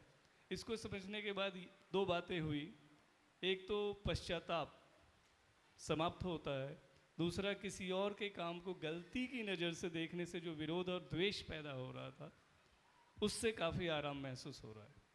तो अपने लिए मुझे ये 2 काम की बातें महसूस हुई जो आगे कुछ क्रिएट करने में सहयोगी होंगी। धन्यवाद, नमस्कार। बहुत बहुत। आप क्या करते हो? शिक्षक हैं प्राथमिक विद्यालय में। कहाँ? गाजीपुर। गाजीपुर। और आप किसके थ्रू आए थे? आप लेके आए थे, अच्छा। हाँ जी, बढ़िया। तो इस मेरा एक क्वेश्चन है यहाँ पे।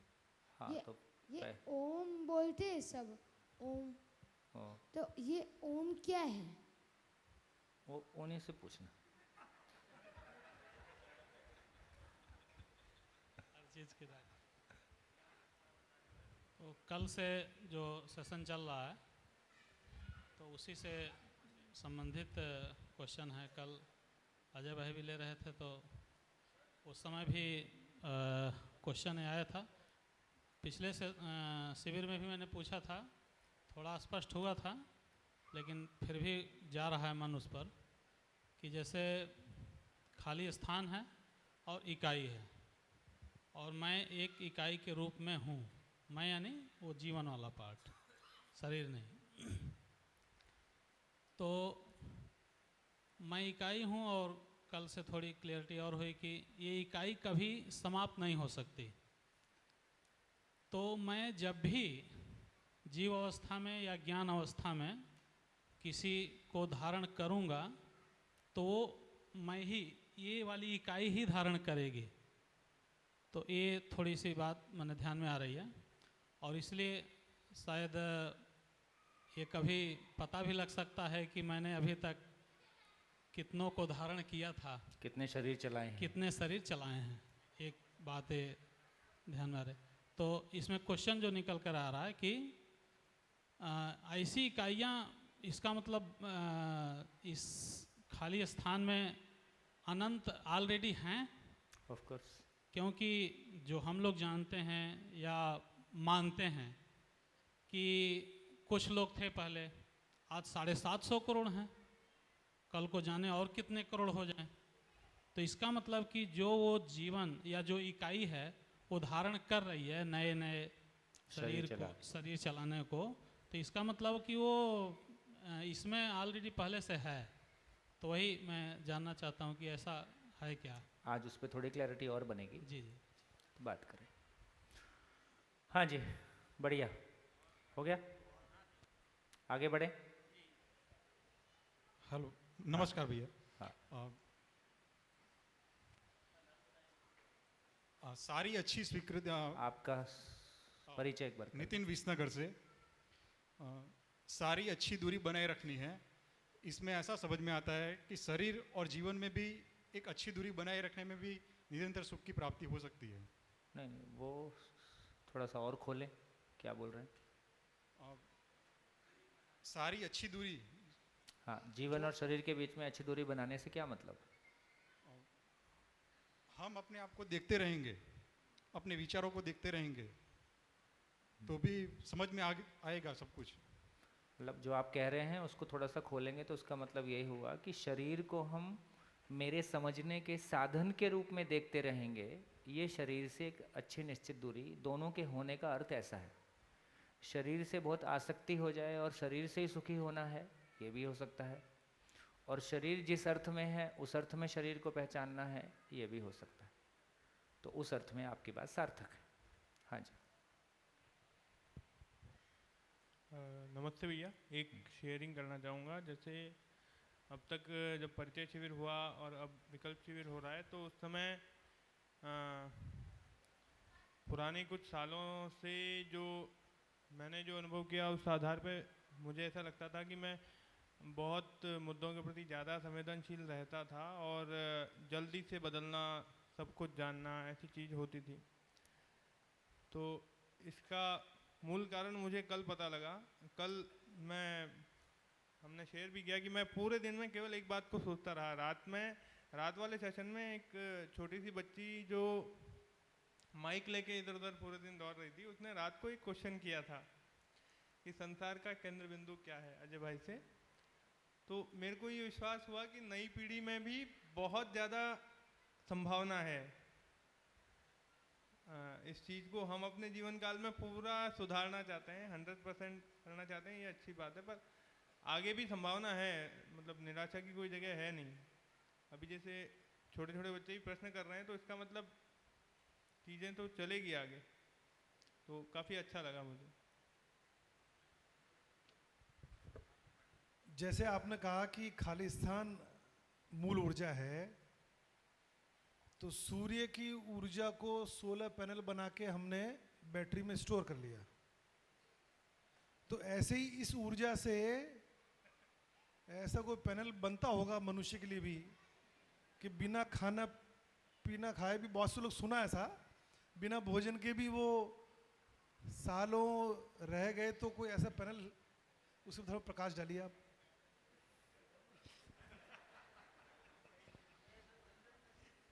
मतलब निरर्थक कामों में ज़िंदगी भर मेहनत करेंगे और जो सार्थक काम है उनसे बचने का रास्ता निकालेंगे। अरे बिना भोजन खाए क्यों रहना है? धरती इतना उत्पादन करने के लिए है। जो लोग जैसे रहे वो उनसे पूछो, है ना। देखिए, मुझको लगता है कि ऐसी तो बहुत सारी, ये फिर बहुत सारा टेक्निक्स वाला पार्ट आ गया। ये जागृति की बात नहीं। आप पानी पे चल दिए, जिसके लिए वो एक वो आता है कि वो किसी ने 12 साल तपस्या किया और उसने जमाने को इकट्ठा किया, देखो मैं पानी पे चल सकता हूँ। तो किसी ने कहा कि 25 रुपये का काम था जिसमें तुम 12 साल लगाए, है ना। एक 25 रुपये का फट्टा ले लो, फट्टा लकड़ी का टुकड़ा, वो तैरता ही है, उसके लिए क्यों इतना तुम परेशान हुए। तो इसका मतलब है कि हमको ये समझना होगा कि आखिर धरती पे इतने आराम से उत्पादन हो ही रहा है, जो जागृति का उत्पादन करना है उधर तो हमारा ध्यान जाएगा नहीं। आप बिना खाना खाए रह के भी करोगे क्या, भीड़ ही तो इकट्ठी करोगे। भी देखो मैं बिना खाए रह गया, ये दूसरों के लिए क्या चीज़ दे सकता है ना। तो आदमी श्रम करना इस शरीर के लिए, यदि सही अर्थों में देखा जाए, जितना श्रम इस शरीर के स्वस्थ रहने के लिए आवश्यक है, उतने श्रम में मानव की जिंदगी चल जाए। ये एक रेशो है। यदि समझदारी पूर्वक श्रम किया जाए, मजदूरी और श्रम अलग अलग बात है। समझदारी पूर्वक श्रम करना अलग बात है, मजदूरी करना अलग बात है। यदि समझदारी पूर्वक श्रम किया जाए तो जितना श्रम एक मानव के लिए स्वस्थ रहने के लिए आवश्यकता है, उतने श्रम में उसका जिंदा रहने का जुगाड़ हो जाए। बताओ कितना बढ़िया। तो ये सोचने की आवश्यकता है। सोचने की आवश्यकता ये है, जो आपकी बात को यदि मैं सार्थकता दूं तो उसमें हम ये कह सकते हैं कि जिस तरह से सोलर पैनल लगा के हम सूर्य की ऊर्जा को एकत्रित करके उसका सदुपयोग करते हैं, उसी तरह से मानव के पास ये ताकत है कि वो केवल मानव के पास वो ताकत है जो कि इस व्यापक ऊर्जा को अधिकता से व्यक्त कर सकता है। मानव के अलावा सभी इकाइयों की पात्रता निश्चित है। परमाणु की कोई हैसियत नहीं है कि ये व्यापक वस्तु में, है ना, व्यापक वस्तु जो ऊर्जा स्वरूप है उसको कम अधिक ले दे सके। पेड़ पौधे में नहीं है, पशु पक्षी में नहीं है, केवल मानव के पास वो ताकत है। मानव के पास पात्रता को विकसित करने की संभावना है।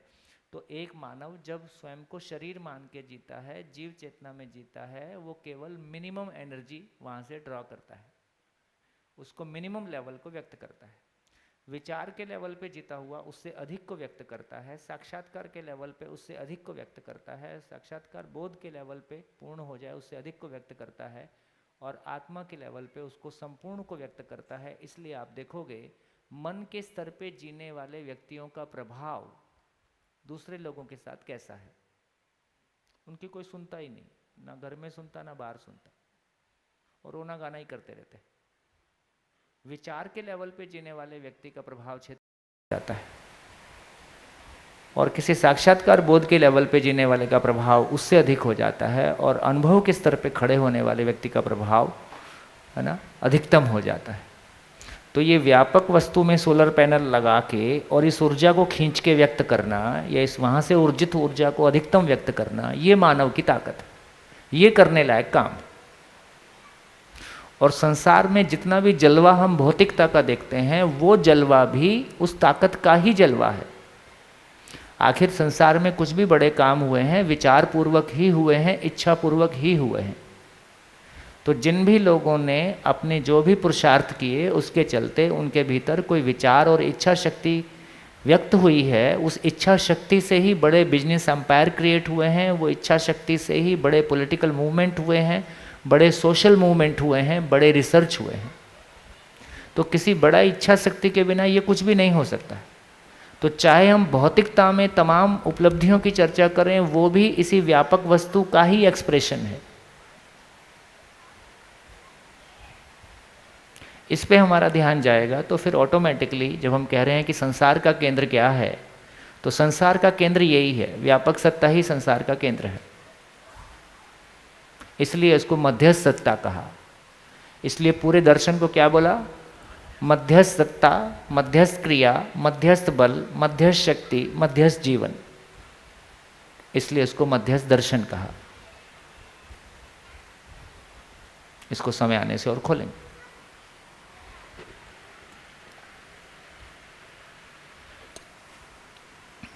चलिए, बहुत सुखद, तालियां जोरदार। हाँ जी, माइक।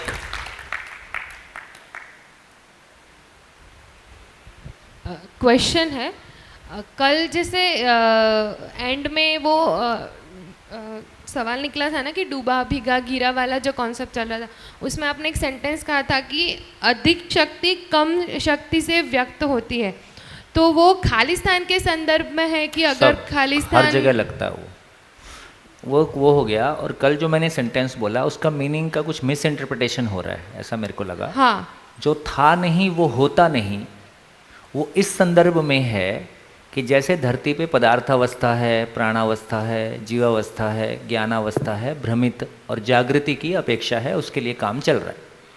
उसी तरह से कोई प्लैनेट है जहाँ केवल पदार्थावस्था है, अभी प्राणावस्था नहीं है। कोई प्लैनेट ऐसा भी हो सकता है जहाँ पे जागृत परंपरा है और उसकी निरंतरता है। तो इसका मतलब ये कह रहे हैं कि जो भी आज जागृति इस प्लैनेट पे नहीं है, लेकिन जागृति एग्जिस्टेंस में नहीं है, ऐसा नहीं है। तो जागृति एग्जिस्टेंस में है ही, इसलिए यहाँ होने का इतना विश्वास से बोल रहे हैं।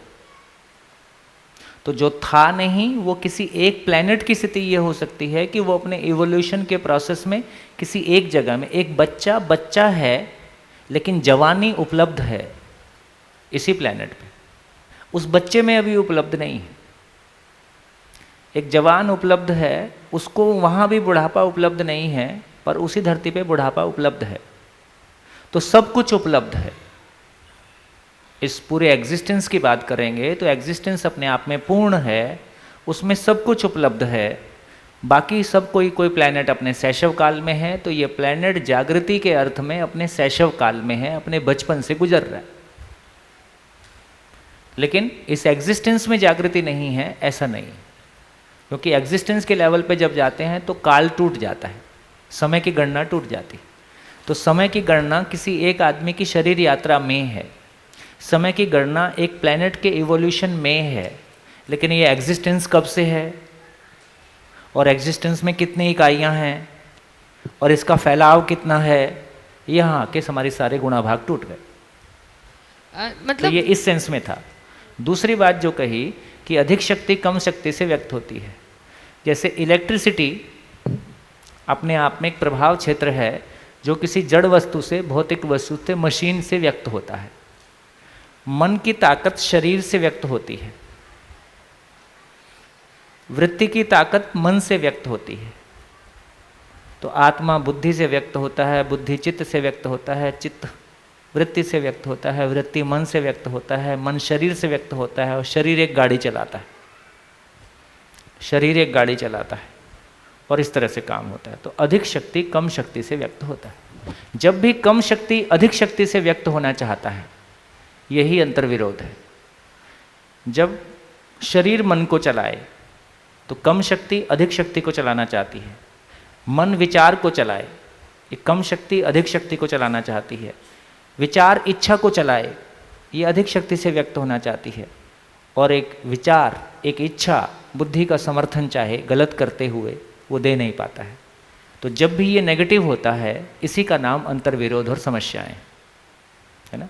बाप बेटे को चलाए ये स्वीकार है, बेटा बाप को चलाए ये अस्वीकार हो जाता है। लेकिन हम अब ये भी समझना होगा कि मानव के पास आके अब हमको ये भी दिखाई देता है कि यदि वाकई में दोनों में सज्जनता है और बच्चा कोई सही बात करता है तो ये बाप का बड़प्पन है कि वो उसको स्वीकार करे और वो आगे बढ़े। फिर ये ऐसे होता है।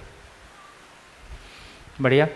तो मतलब मैं ये समझ सकती हूँ ना कि खालिस्तान है जो सारी इकाइयों से व्यक्त होता है।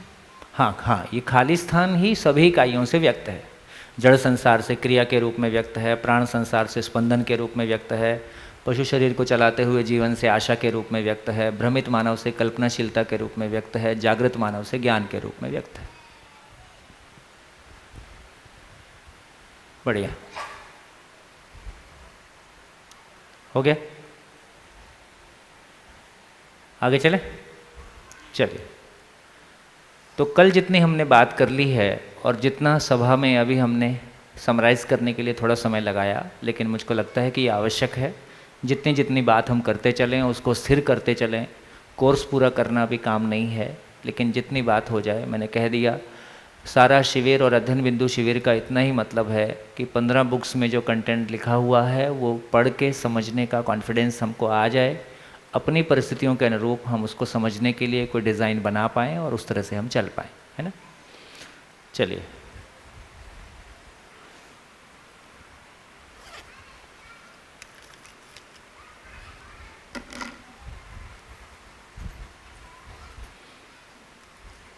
बताइए कहाँ पहुँच गए।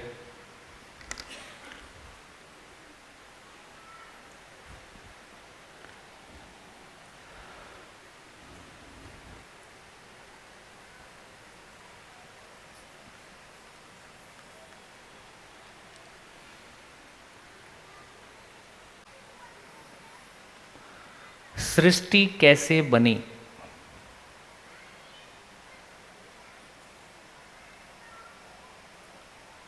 एक व्यवहार दर्शन में चैप्टर है सृष्टि दर्शन।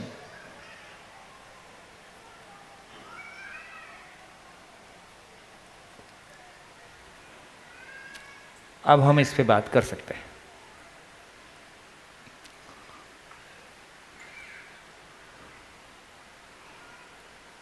तो देखिए, व्यवस्था की सबसे छोटी इकाई के रूप में हमने परमाणु को पहचाना। परमाणु को पहचानने से ये पहचान में आया कि मिनिमम 2 अंश का परमाणु है, एक सेंटर में एक ऑर्बिट में। जिन लोगों ने साइंस, जब स्कूल में आप थे तब आपने ध्यान नहीं दिया होगा, है ना, तो आप परेशान नहीं होंगे, क्योंकि कुछ लोग ये मान लेते हैं अच्छा परमाणु की बात शुरू हो गई और परमाणु तो हमारा बहुत पड़ा हुआ नहीं है, इसलिए हम अपने आप को शट डाउन कर लेते हैं, बंद कर लेते हैं। तो जिन्होंने परमाणु नहीं भी पढ़ा है, साइंस पढ़ते समय उससे हमारा ध्यान बहुत नहीं गया है, तो वो लोग ऐसा ना सोचें कि साइंस हमारा पढ़ा हुआ नहीं है। इसलिए सभी से अनुरोध है कि जो कुछ कहा जा रहा है उसको ये समझ के चलें कि बिल्कुल जो कुछ कहा जाएगा वो हमको पूरा समझ में आएगा, और कोई चीज़ नहीं समझ में आएगी तो रात को 8:30 वाला सेशन है ही,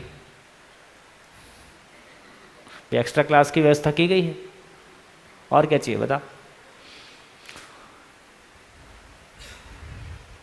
देखिए, ये भी एक काफ़ी कंफ्यूजिंग सी बात। एक तो ये हो गया कि शिक्षा में जब हम पढ़ रहे होते हैं तो हम एग्ज़ाम में मार्क्स के लिए पढ़ रहे होते हैं, हम समझने के लिए पढ़ भी नहीं रहे होते हैं। तो बहुत सारी चीज़ें जो अच्छी भी हैं शिक्षा में, उपयोगी हैं, उनको भी हमने वैसा नहीं पढ़ा है कि वो हमको समझ में आए और ज़िंदगी में उनको जोड़ के देख पाए। तो जब हम परमाणु को देखते हैं, परमाणु का मतलब है कि कोई भी जड़ चीज़ है ना, यदि उसको छोटे से छोटा करेंगे, जैसे फैमिली का बिल्डिंग ब्लॉक क्या है, परिवार क्या चीज़ से मिलके बना है, परिवार व्यक्ति से मिलके बना है, तो परिवार की इकाई व्यक्ति है, ये समझ में आया। गाड़ी कितने सारे पार्ट्स से मिलके बनी है, कोई भी गाड़ी में बहुत सारे पार्ट्स होते हैं, उन सारे पार्ट्स से मिलके कोई एक गाड़ी बनी है। तो इसका मतलब है कि अभी हमने गाड़ी में पार्ट्स के रूप में देखा, फैमिली में हमने व्यक्ति को इकाई के रूप में देखा, तो उसी तरह से कोई भी भौतिक इकाई है उसके मूल में जाएंगे तो जो छोटी से छोटी इकाई है जिसको हम व्यवस्था के रूप में पहचान सकते हैं, है ना, उसको हम परमाणु कह रहे हैं। और एक परमाणु का साइज़ कितना होता है, बहुत मोटे रूप में कह दूं तो मान लीजिए 1 बूंद का 10 लाखवां हिस्सा, है ना। अभी तक भी परमाणु को नंगी आँखों से नहीं देखा जा, मतलब किसी भी इलेक्ट्रॉन माइक्रोस्कोप या किसी भी इंस्ट्रूमेंट की मदद से हम परमाणु को अभी भी डायरेक्टली नहीं देख पाए हैं, है ना। किन्हीं प्रयोगों से उसके साथ कोई निष्कर्ष हमने निकाले हैं। इसका मतलब है कि कोई सूक्ष्म, अति सूक्ष्म रियलिटी, कोई सूक्ष्म वास्तविकता, है ना। जब हम लोहे की बात कर रहे हैं तो बेसिकली हम परमाणु, जो लोहे के सारे गुण हैं वो उस परमाणु की वजह से हैं। यदि उस परमाणु में अंशों की संख्या बदल जाती है ना, जैसे मिनिमम परमाणु 2 अंश का है, इससे बड़ा 3 का है, तो 2 का है, 3 का है, 4 का है, 5 का है, 6 का है, 7 का है, और ये संख्या ऐसी चली जाती है। तो इस रूप में 108 प्रकार के परमाणु हमने, स्टेबल एटम की बात हमने साइंस पढ़ते समय टेबल में पढ़ी है। हर परमाणु के साथ बॉक्स में उसका करेक्टरिस्टिक्स बनाया गया होता है, जिसमें उसका melting point, boiling point, malleability, कुछ कुछ गुण उसके बारे में लिखे जाते हैं। तो इस तरह से परमाणु को व्यवस्था की सबसे जड़ संसार में, भौतिक रासायनिक संसार में, जब भौतिक रासायनिक बोलते हैं भौतिक क्रिया का मतलब है जो हम जड़ देखते हैं, और रासायनिक क्रिया का मतलब है जितनी कोशिकाओं से बने हुए शरीर देखते हैं। तो मानव शरीर रासायनिक क्रिया का एक्सप्रेशन है। मानव शरीर मर जाएगा तो कहाँ जाएगा? वापस जड़ में जाएगा। तो बेसिकली मानव शरीर भी कुल मिला के एटम्स हैं, है ना। तो ये हमारी क्लैरिटी बनी। तो ये समझ में आया कि सबसे छोटे से छोटा परमाणु अंशों से मिलके बना है ना। तो परमाणु को समझने से ये समझ में आया कि प्रकृति में अंश नाम की कोई चीज़ है जिनकी एक प्रकार की संख्या का अरेंजमेंट एक प्रकार का परमाणु होता है। यदि तीन हो गए एक सेंटर में और 2 बाहर, तो ये दूसरे प्रकार का परमाणु हो गया, हाइड्रोजन हो गया, हीलियम हो गया। इस तरह से संख्या आगे बढ़ती है। तो अब ये पता चला कि इन परमाणु अंशों को साथ मिलके एक निश्चित आचरण को व्यक्त करने की अकल कहाँ से मिली। एक परमाणु अंश को कैसे पता चला कि दूसरे परमाणु अंश के साथ मिलके एक व्यवस्था को प्रकट करना है या व्यवस्था के स्वरूप में प्रकट होना है।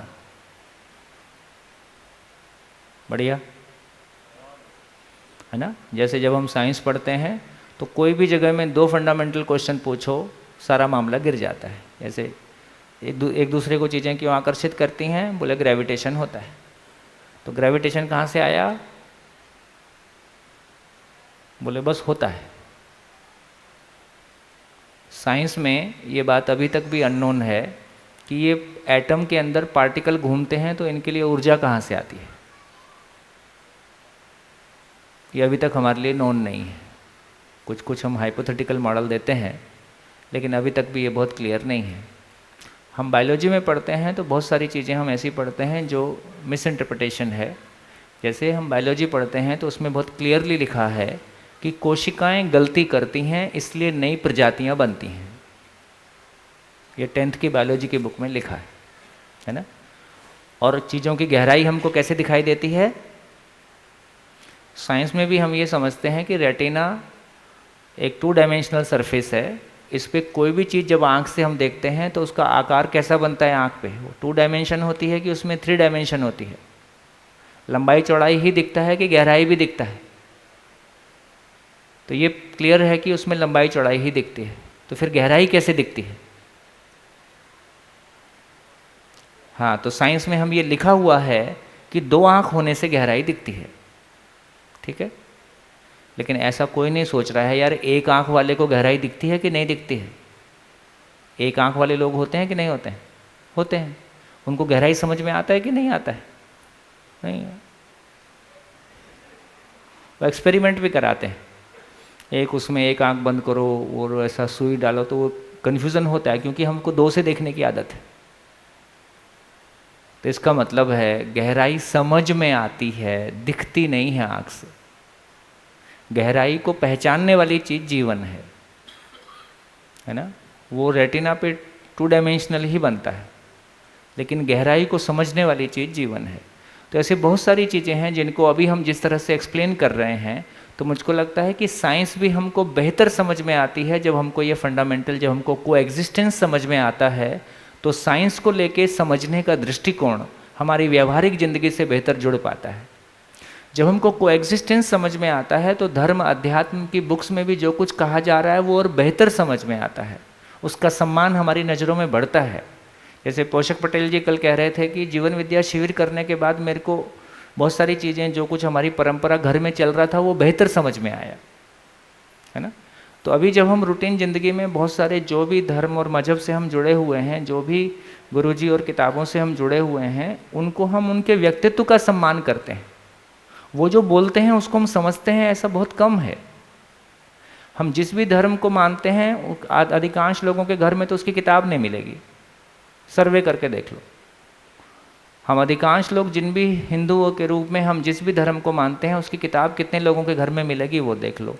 उसके बाद कितनों ने पढ़ रखी है उसको देख लो, और कितनों को पढ़ के समझ में आई वो देख लो, और कितनों को समझ के आचरण आया वो देख लो। कहाँ मिलेंगे? ठीक। तो ऐसे ही हम बस खा पी के गाड़ी चल रही है। ठीक। तो यदि सही मायने में देखें तो जीने का काम न समझने और जीने की गहराइयों का काम बहुत नहीं है, बहुत सरफेशियल ज़िंदगी हम जी रहे हैं।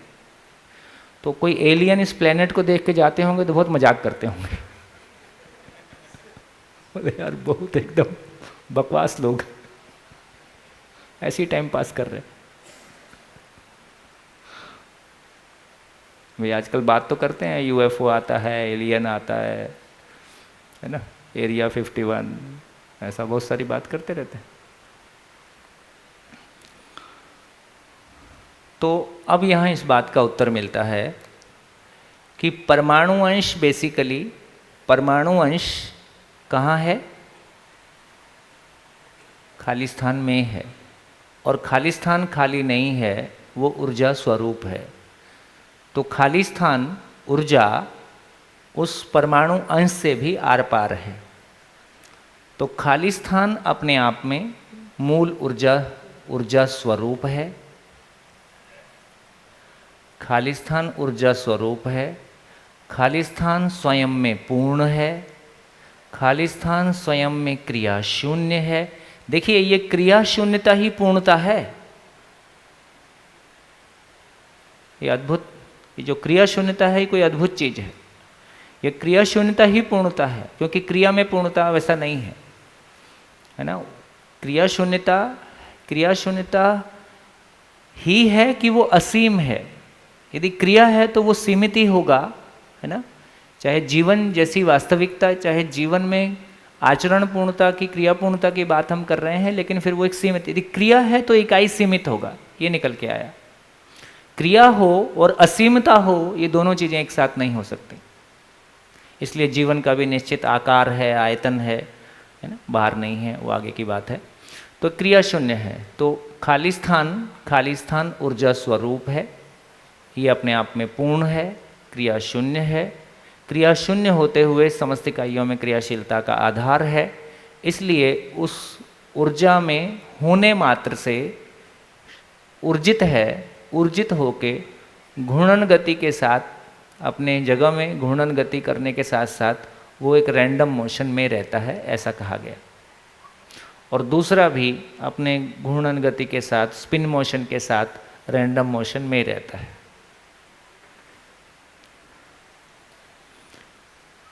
इसको एक नाम दिया मूल चेष्टा।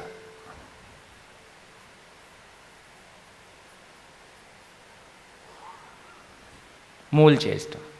तो मूल चेष्टा शब्द दर्शन में जब आप बुक्स पढ़ेंगे तब आएगा। तो मूल चेष्टा का मतलब है एक परमाणु अंश। परमाणु को देख के समझ में आया कि अंश मिलके परमाणु हुए हैं। इसका मतलब अंशों ने एक दूसरे को पहचाना है। इसका मतलब अंशों में एक दूसरे को पहचानने की प्रवृत्ति है। इसका मतलब और ये प्रवृत्ति व्यवस्था के अर्थ में है। तो परमाणु का अध्ययन करने से ये समझ में आया कि परमाणु अंश एक दूसरे को व्यवस्था के अर्थ में पहचानता है। तो इसका मतलब क्या हुआ? परमाणु अंश पूर्ण ऊर्जा में ऊर्जित है, इसलिए पूर्णता की ओर व्यक्त है, इसलिए व्यवस्था के अर्थ में गति करता है, इसलिए दोनों मिलके एक निश्चित आचरण को व्यक्त करते हैं, यही पूर्णता है। तो मूल ऊर्जा को हमने पूर्ण के रूप में, स्थिति पूर्ण के रूप में पहचाना। तो सभी इकाइयाँ उसमें होने मात्र से पूर्णता के अर्थ में ऊर्जित हैं और निश्चित आचरण के रूप में उस पूर्णता को व्यक्त करती हैं। जैसे हम मानव अपने आप में पूर्णता को महसूस करते हैं कि अपूर्णता को महसूस करते हैं। हम मानव अपने आप में पूर्णता को फील करते हैं कि अपूर्णता को फील करते हैं? अपूर्णता को फील करते हैं। पूर्ण होना, पूर्ण का रेफरेंस है, इसलिए अपूर्णता को फील करते हैं। ये बात ध्यान में आई? पूर्णता का रेफरेंस नहीं होगा तो अपूर्ण फील कैसे करेंगे? जब भी हम कभी फील करते हैं कि मेरी तबीयत ठीक नहीं है, तबीयत ठीक नहीं है, इसका पता कैसे चलता है? इसका मतलब ठीक तबीयत का रेफरेंस कहीं बना हुआ है। तो ठीक तबीयत का रेफरेंस हर मानव में बना हुआ है। जब भी उससे भिन्न सूचना आती है, मैं कहता हूं तबीयत ठीक नहीं है। इसका मतलब है पूर्णता की कोई प्यास, पूर्णता का रेफरेंस बना हुआ है, और जब उससे अपने आप को कम पाता हूं, अधूरा पाता हूं, तो इसको मैं कह रहा हूं। तो बेसिकली जीवन भी उसी पूर्णता में ऊर्जित है, इसलिए जीवन में भी पूर्णता की प्यास है ना। ये कहानी अलग हुई, लेकिन अभी हम यहाँ से शुरू कर रहे हैं कि दो परमाणु अंश उस पूर्ण ऊर्जा में ऊर्जित हैं, इसलिए परमाणु अंश की सारी गति पूर्णता की ओर है। पूर्णता की ओर गति को हम इस रूप में पहचाने कि दो परमाणु अंश मिलके एक व्यवस्था को प्रकट करते हैं और वो व्यवस्था एक निश्चित आचरण को व्यक्त करती है। निश्चित आचरण ही पूर्णता की अभिव्यक्ति है, पूर्णता का एक्सप्रेशन है। यहाँ तक ठीक हो गया? हाथ खड़ा कर दो। ठीक? तो अब ये समझ में आया कि परमाणु अंश का जो सबसे पहला मूवमेंट है उसको मूल चेष्टा कहा है। मूल ऊर्जा में ऊर्जित होने के कारण व्यवस्था के अर्थ में जो पहली चेष्टा है, जो पहला प्रयास है, उसका नाम मूल चेष्टा है।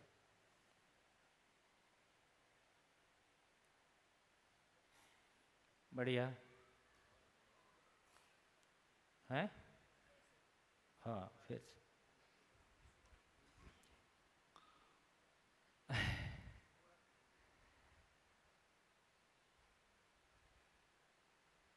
परमाणु अंश मूल ऊर्जा में ऊर्जित है।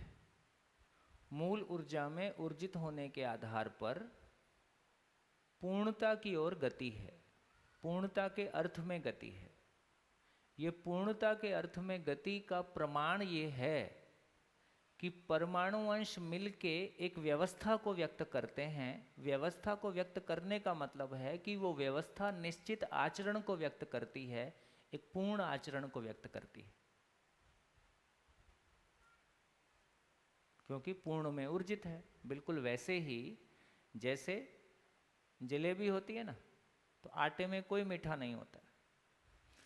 अब यदि उसमें आटा डाल दिया तो आटा भी मीठा हो गया, उसको हम जलेबी बोल रहे हैं, है ना। उसमें नमक डाल दो तो नमकीन हो गया। तो जैसी चाशनी होगी, ठंडी होगी, गर्म होगी, मीठी होगी, कड़वी होगी, वैसा ही गुण इकाई में आ जाता है। तो बेसिकली व्यापक वस्तु में मूल ऊर्जा में हर इकाई ऊर्जित है। तो मूल ऊर्जा का जो करेक्टरिस्टिक्स है वो इकाई से व्यक्त है। तो मूल ऊर्जा पूर्ण है, इसलिए हर इकाई उसमें होने मात्र से पूर्णता के अर्थ में ऊर्जित है और एक पूर्ण आचरण को व्यक्त करती है। पहुंच गई बात? कोई बोल के बताओ, बोल के बताओ। कौन बोलेगा? आपको छोड़ के। हाँ जी, और कौन बोलेगा? मूल चेष्टा को कौन बोलेगा?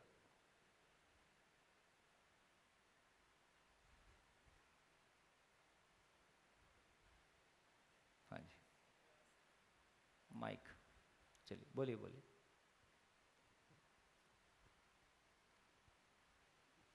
नमस्कार।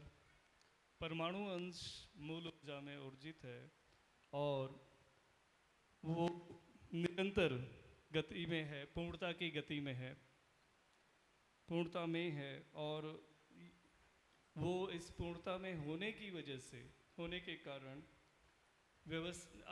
एक निश्चितता को, व्यवस्था को में अपनी निश्चितता को, अपने को पहचानता है, एक निश्चित गति में है। तो वो इस पूर्णता को पहचानता है, पूर्णता में व्यक्त है। शायद मैं पूरी बात स्पष्ट नहीं कर पाया हूँ। हाँ जी, निश्चित आचरण के साथ है, निश्चित आचरण को व्यक्त करता है। और किसी का मन है? एक और बस। हाँ जी, इनको माइक दो।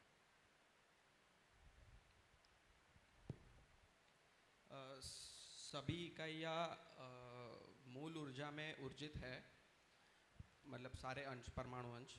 और जो परमाणु अंश का सेंस खालिस्तान वो मूल ऊर्जा है और खालिस्तान पूर्ण है, तो वो परमाणु अंश भी व्यवस्था की ओर अपनी पूर्णता को व्यक्त करने के लिए जो पहला प्रयास करता है वही मूल चेष्टा है। जोरदार ताली।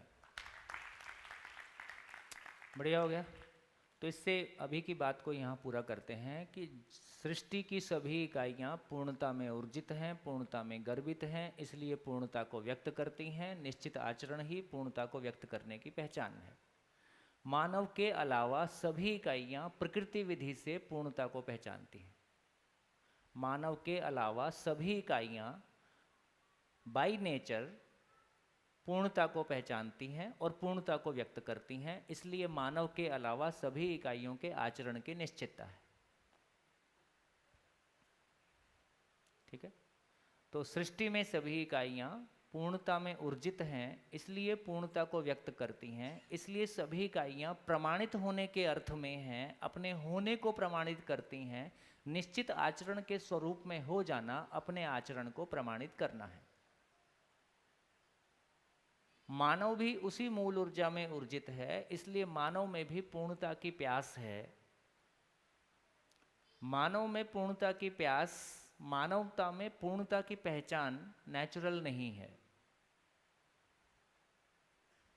पदार्थ अवस्था में पूर्णता की पहचान मात्रा विधि से है, प्राण अवस्था में पूर्णता की पहचान बीज विधि से है, जीव अवस्था में पूर्णता की पहचान वंश विधि से है, और मानव में पूर्णता की पहचान संस्कार विधि से है। वो समझकर ही पूर्णता को व्यक्त कर पाता है। इसलिए एक परमाणु अंश मूल ऊर्जा में ऊर्जित होने के बाद घूर्णन गति करता हुआ, है ना, रैंडम मोशन में रहता है। क्यों रहता है? यदि दोनों ही अपनी अपनी जगह घूर्णन गति करते रहते तो क्या होता? एक दूसरे से मिल ही नहीं पाते। ये यहाँ घूर्णन गति करते रहता है, ये यहाँ घूर्णन गति करते रहता है। तो प्रकृति में जितनी भी गतियाँ हैं, धरती का इलेक्ट्रिकल मोशन, परमाणु का स्पिन मोशन, ऑर्बिटल मोशन, है ना, जितनी भी गतियाँ हैं सृष्टि में, सारी गतियाँ किसी व्यवस्था के अर्थ में हैं। सृष्टि की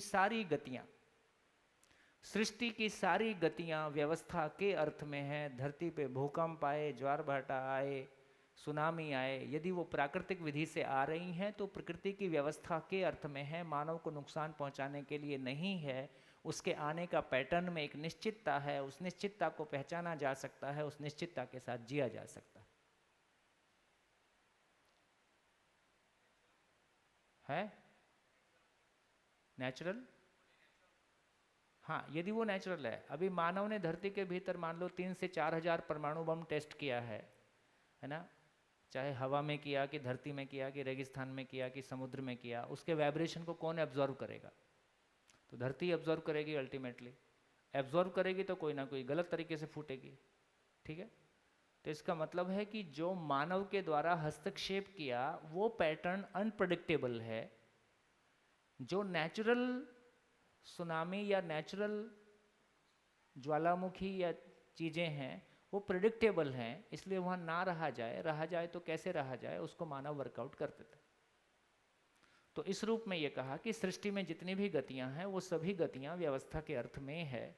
तो वैसे ही बिल्कुल है जैसे एक परमाणु स्पिन मोशन करता हुआ रैंडम मोशन में रहता है और दूसरे को पाकर व्यवस्था के रूप में, परमाणु के रूप में व्यक्त हो जाता है, उसी प्रकार मानव भी, है ना, शादी के पहले स्पिन मोशन करता हुआ रैंडम मोशन में रहता है।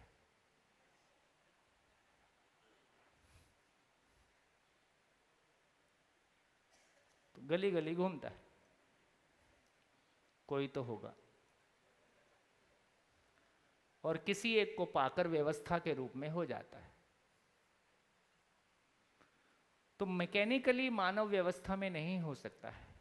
अभी हम मैकेनिकली शादी करते हैं, तो मानव में व्यवस्था को प्रमाणित करने का मतलब है कि वो व्यवस्था को समझकर ही प्रमाणित कर सकता है।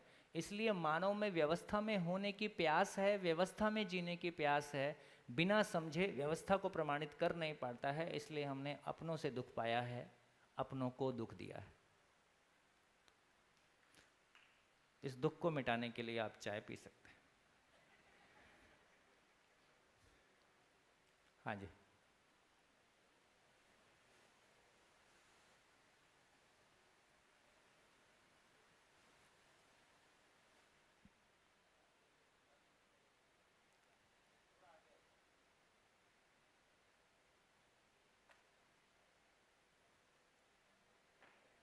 क्या है ये? चाहना है ना, मूल चाहना। हाँ, तो वहाँ इसको मूल चेष्टा कहा, मानव में इसको मूल चाहना कहा। मूल चाहना का, बहुत बढ़िया। तो ये जो मूल चाहना है जो परमाणु के उसमें है, तो चाहना तो किसी जागृति में होती है। नहीं, वहाँ ये चेष्टा है। वहाँ चेष्टा, मानव में चाहना, तो चेष्टा बाई नेचर है, चाहना जीवन का निर्णय है, जीवन में प्रवृत्ति। चाहना जागृति के क्रम, चाहना मानव जीवन में जागृति के अर्थ में है, और चेष्टा जड़ संसार में पूर्णता को निश्चित आचरण के रूप में व्यक्त करने के अर्थ में है। दूसरी चीज, ये जो चेष्टा है ये कैसे डिसाइड हुई? पूर्णता, ये वही महिमा है। तो ये व्यापक वस्तु अपने आप में, क्रिया शून्य वस्तु अपने आप में, ये पूर्ण वस्तु अपने आप में एक ऐसी महिमा जिसमें होने मात्र से सभी इकाइयाँ पूर्णता को व्यक्त करना चाहती है, क्योंकि पूर्णता में डूबी है, भीगी है, घिरी है, इसलिए पूर्णता को व्यक्त करती है। ये सिर्फ 108 चेष्टाएं क्यों हुई? क्योंकि इतने की ही आवश्यकता थी। ये आवश्यकता भी इतने की ही क्यों थी, ये किसने डिसाइड किया? पूर्णता में तय हो गया। पूर्णता में ये कैसे तय हुआ? क्योंकि पूर्णता तो कुछ तय करता नहीं है, वो तो ऑलरेडी पूर्ण हो गया। इसलिए मैंने कहा कि कर दिया, ऐसा नहीं किया, हो गया। ये सहअस्तित्व की महिमा है, सहअस्तित्व में प्रकटन है। तो थोड़ा सहअस्तित्व को और विस्तार से समझा जाए। थोड़ा कंफ्यूजन है, मे भी शाम तक क्लियर हो जाए। नहीं, हो सकता है 1 साल भी लगे।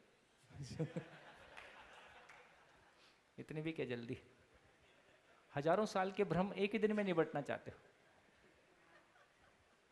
इतना सस्ता सौदा नहीं है। पेमेंट ठीक से ही करना पड़ेगा। बढ़िया, नमस्कार, फिर मिलेंगे चाय के बाद।